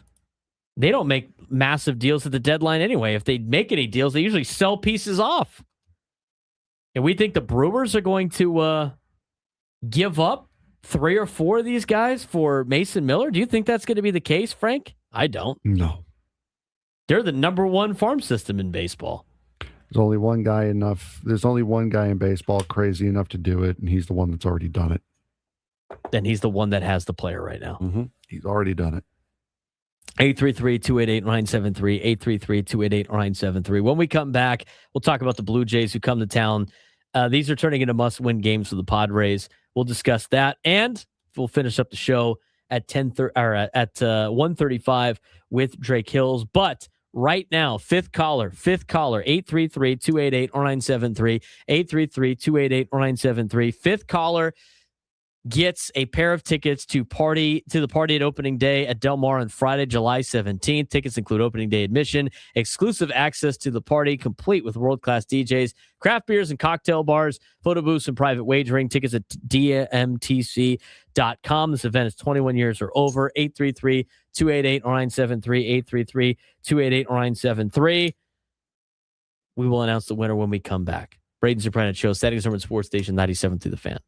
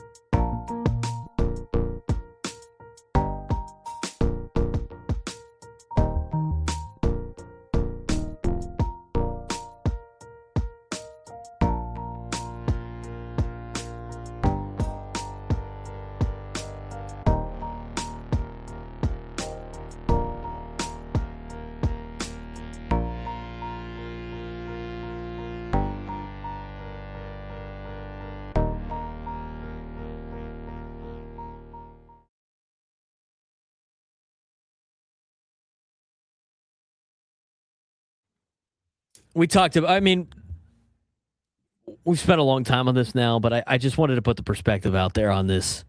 I just feel like whatever your favorite team is currently not doing is always the desired thing for most fans. And sometimes, there's not one foolproof answer in there. And this is what I say, like everybody now, right? I do have to bring this up too. I think the Brewers have done a great job. Okay. They've done a great job. The Brewers have been consistently good. They've won division titles, right? I mean, they've been good in the Central, and they have yet to make it to a World Series. And I think right now with this team and how the Padres view like AJ Preller, right, Frank? You know, the Brewers get a bunch of credit for making the playoffs and never beating the Dodgers in the postseason, yet. And I get it's a long leash, and I know, Stearns isn't in Milwaukee anymore, so it's a new guy and everything like that. But every time I got to listen about how great the Brewers are and how the Padres have never amounted to anything, why are we changing the goalposts on what we value as success for a general manager and what do we not? I mean, the Brewers, people talk about the Brewers like they are the New York Yankees. They do. It's just like the Brewers did this. The Brewers did that. The Brewers are so good. The Brewers are so good. The Brewers have made the playoffs every year but one since 2018. That's very impressive. You know what they've never done? Made it to a World Series. They've made it to one World Series in their existence. It was in 1982. In 2018, they came in first place. They lost in the championship series. In 2019, they made it. They came in second in the division. They lost the wild card. In 2020, they lost in the wild card. In 2021, they lost in the division series after winning the division. In 2022, they didn't make the playoffs. They have won the division every year for the last 3 years, and they're first place again. They have lost in the wild card. They have lost in the wild card, and they lost in the championship series last year in 4 games to the Dodgers. Most of these, they have gotten swept. Out of the 7 playoff appearances that they have in the last 8 years, they have been swept to get eliminated from the postseason 4 times. So what is the definition of success for a general manager? And this is not going to turn into like AJ Preller is the greatest thing ever. It's not.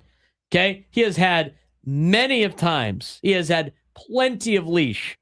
He has gotten probably more leash as a general manager in professional sports than probably any other GM. But every time, Frank, somebody brings up the Milwaukee Brewers are doing something so incredibly great, is it because that they won the division because they don't have to deal with the Dodgers? I mean, they're still getting eliminated by the Dodgers almost every single year. It's just in the postseason instead of the division. How do you evaluate what a front office or a general manager does? How do you view success here, Frank? Especially here in the city, it depends on the situation you're in as well. There's monetary constraints and budgetary constraints there. So it depends on getting the best out of what you have. And right now, AJ Preller is not managing these guys on the field. They're doing what they're doing right now. It's, have you put the team in a consistent position to win? And that is what AJ Preller has done. He's put this team in a consistent position to have success. Same thing with the Brewers general manager. That's how you define it, is how often are you in position to win or have success? I think that's how I define it. I would define it like would you consider like AJ Preller's tenure as a general manager for the Padres successful right now? In the grand scope of the franchise, yes. I would say so. And everybody goes like, no World Series championships. Well, you can look at a lot of teams in Major League Baseball that also say the same. I mean, winning in the postseason is kind of a crapshoot. I mean, does AJ Preller do a lot of crazy things with some of the moves he makes? Yeah, but at the same time, He took over in what, 2014?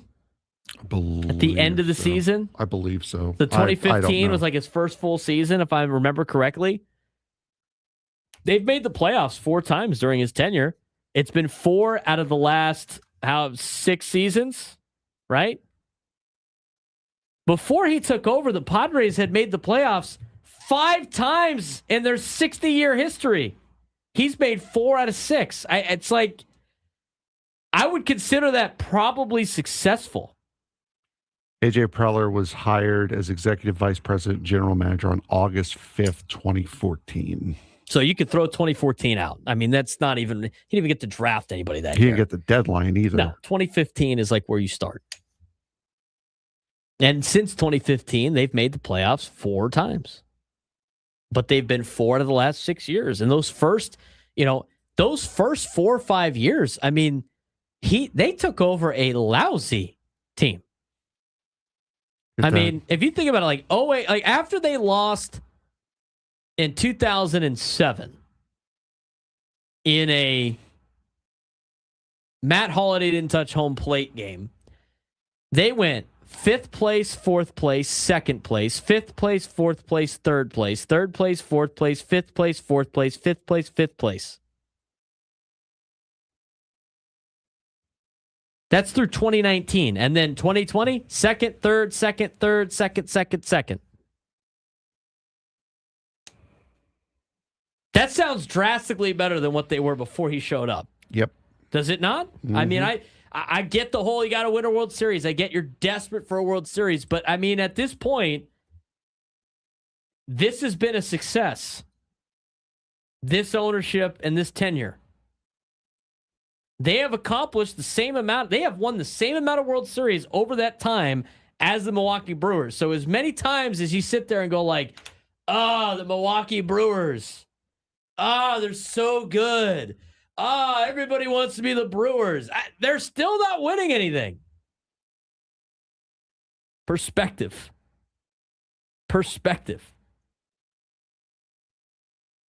They've had success. And you can't just start throwing in like, he had higher payrolls. And come on. Stop moving the goalposts just to say that you dislike AJ Preller because you're ready to move on to something else, assuming that it's going to be better. Just like everything else we've talked about today with the prospects.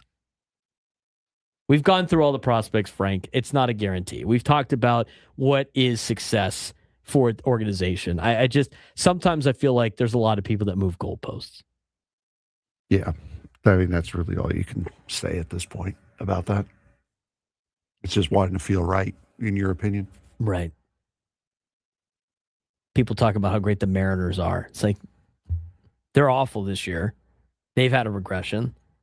Toronto hasn't been very good either.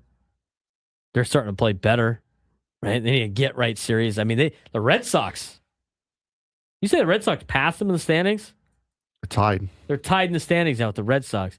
I mean, the Blue Jays had one of the better offenses last year. They brought almost everybody back, and they're better. They're worse this year. That also happens. I think a couple of things as we kind of put to bed this Mason Miller topic for this week before we get to Drake.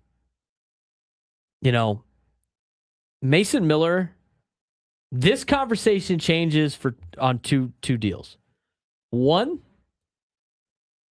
if the Padres were not in a position to win with long-term contracts, yes, and they're far away, yeah, it would be worth trading Mason Miller.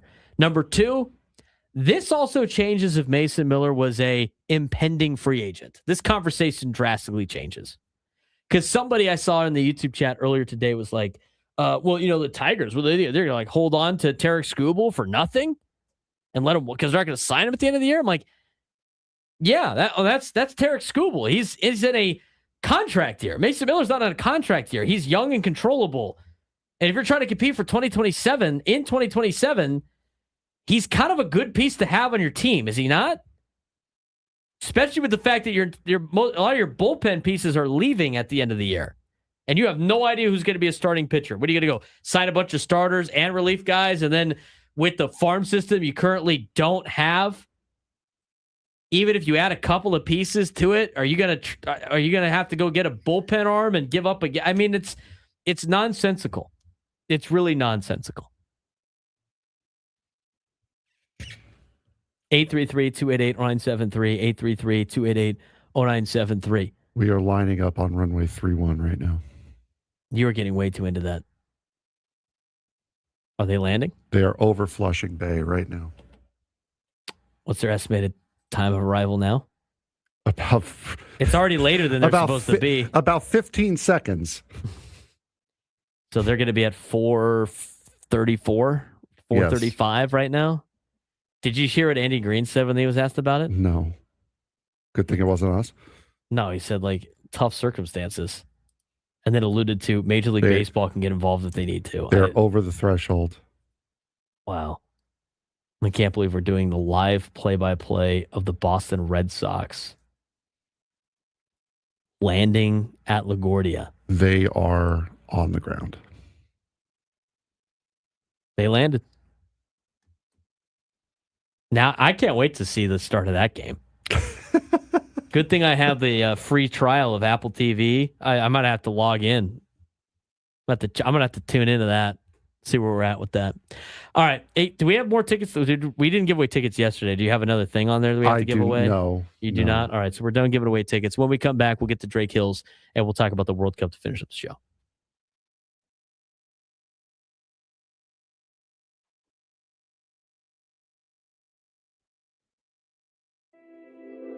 Get rid of GM.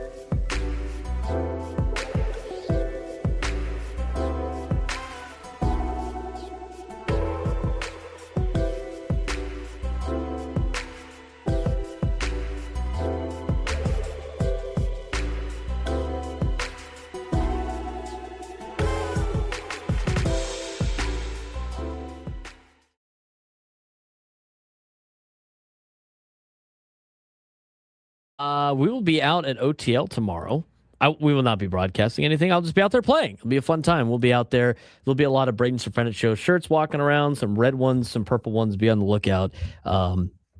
We will be out there. I was going to cruise down to Fiesta today, but I have to get everything else ready for tomorrow. Looking forward to being out there tomorrow morning. It's going to be a fun time. Hopefully the Padres are one game better in the standings than they were before I get out to the island early in the morning tomorrow. But no better way to end the week than, of course, with our friend Drake Hills, who comes on the SDCCU fan hotline. It's not Big Bang Banking. It's better to discuss what's going on in the World Cup. And right now, as we bring Drake on, Drake, good to have you on a Friday. Good to have you back on the show. We are in the middle of Spain and Belgium. They are knotted up at 1 in the 81st minute. I'm sure you've been paying attention to the first part of this game. What have you seen out of the game currently going on in Los Angeles?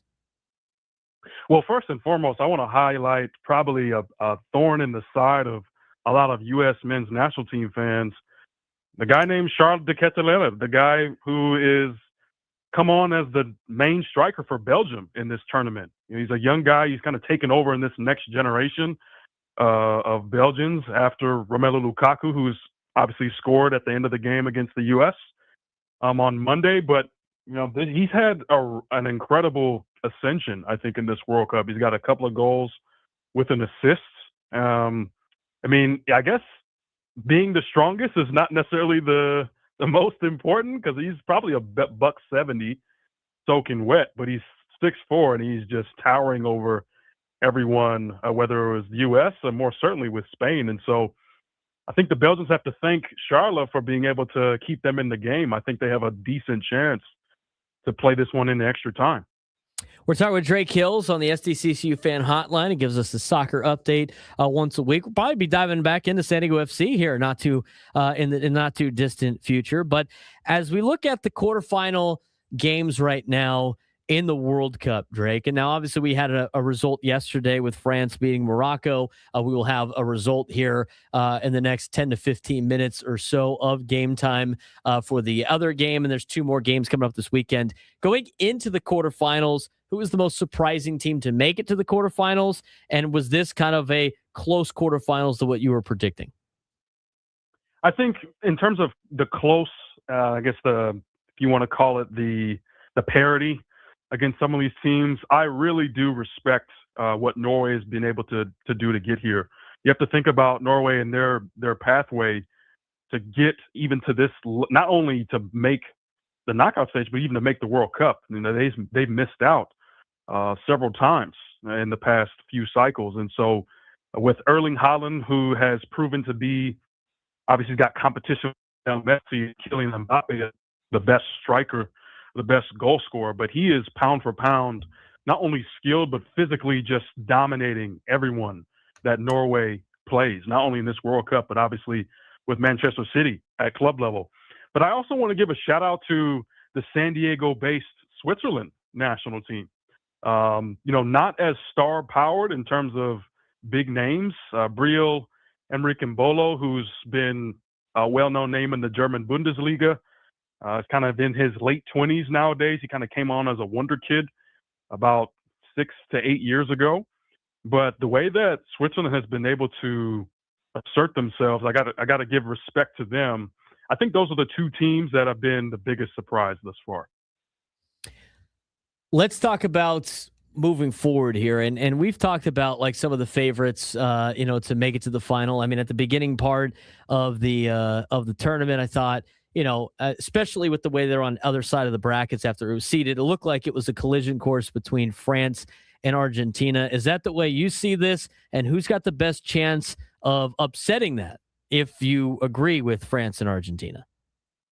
Yeah, I do. I think that not only the expansion from 32 teams in the World Cup to 48 really did help both of those 2 nations, particularly France. I was actually quite surprised and really impressed with the likes of, Cape Verde, the way that they played Messi, and on Argentina. Obviously, Egypt, again, in the next round gave Argentina some trouble. But I just think France, the way that they played throughout their group stage really just dominated everyone. So I do see France and Argentina in the final, but I would say it really depends on this game that's going on right now, Braden. I'm thinking if Spain can survive against Belgium up there at SoFi Stadium right now and find a goal in normal time, I think that Spain has the best opportunity to knock off France. They've done it multiple times at continental level with the UEFA Euros, the European Championships, obviously in Nations League. Spain has not only the midfield, but the quality to be able to defend a Kylian Mbappe, a Desiree Doué, and Ousmane Dembele up front. And so whether it's the play style of Spain and the way that they control possession or just their overall individual quality, I think you could see a Spain in the final with Lamine Yamal, who hasn't really asserted himself up there with Mbappe and with Messi and with Haaland in terms of goal scoring capabilities, but we know that he is capable. So I think I would say Spain could bust that bracket, but if not, I think we're going to see a rematch of 2022. Let's talk about the games tomorrow, Drake. Norway and England will be at first at 2:00, followed by Argentina and Switzerland. Argentina's been looking like on a collision course for France, as you mentioned. Spain, if they win today, could be making their way. But let's talk about Norway, England first. Obviously, some 2 pretty impressive strings of wins for both of these countries. Norway, obviously, the talk of the town with their big player that they got over there in Norway. They're the rumors of the food getting brought over from Norway, and then with England, I mean, they had a tough game that they had to play against Mexico in their last game that they just played in Mexico. Hard-fought game, lost a player due to a red card. They've kind of had a tough stretch to get to this point. One's battle tested. They're both really battle tested. But who do you think wins tomorrow? And what's the X factor in the Norway-England game tomorrow? Yeah, I think you could see this in one of two ways, right? On one end, you look at the respective matchups, as you mentioned, Braden. Obviously, Norway being able to withstand Brazil up there in New York, New Jersey, and then England having to go down to Estadio Azteca, if not the most intimidating venue in the world in soccer, I think one of the most intimidating venues in sports, not just because of the elevation, but also the actual atmosphere that the fans create. Like, it's a spiritual thing. The way that you just feel like you start to behave and make mistakes and kind of lose who you are just playing in that environment. And you see Jude Bellingham and Harry Kane be able to take England up a couple of goals, and next thing you know, they're back level again. So you could see it as maybe because Norway had a better performance and a more dominant performance against Brazil, that they would be able to say, hey, we have the confidence. But on the other end, if you look at England having to go down to Mexico City, beat the host nation in that dramatic fashion, I could argue that they have more confidence, that they feel more, as you said, battle tested for this matchup. And so there's definitely a huge amount of familiarity. As I mentioned, Erling Haaland for Norway plays for Man City, plays against all of these English guys, whether against or for. And so I think there's a clear matchup of whether it be John Stones, Mark Gay, some of those frequent matchups that we will see in the English Premier League. We're going to see that again in Miami. So I think that England's going to come out on top, but I wouldn't be surprised if this one goes to extra time. Very quickly, because we're wrapping things up here, how does Switzerland upset Argentina tomorrow? Well, they're going to have to include what I like to call the dark arts, which we will see more so in CONCACAF, where there's just a whole lot of kind of mind games, trying to frustrate the natural process of Argentina. You're going to have to put 3-4 bodies on Lionel Messi, but you're going to have to do something that is kind of non-traditional to be able to frustrate them, because I just think Argentina has too much star power. And if I do say so myself, I think that's going to be a 2 or 3 goal game. That's how good I think Argentina is, but they're going to have to do something that's a little bit different, maybe get on the officials' best side, try to find a way to play some mind games. So I think that's the only way that Switzerland has a chance against the defending champions. Drake, we appreciate the time. I did have one question in the YouTube chat from Go Aztecs on Twitch. He wants to know if you're going to use the duck in the mascot mashup for college football 27. Whether you call him Puddles or not, I'm definitely going to take the duck always, because he's undefeated. And I'm going to take him. I'm going to take him against any Wildcat, any Horned Frog, any Buckeye, any Beaver, any Trojan, any Bruin, all day, every day, and certainly against any Husky.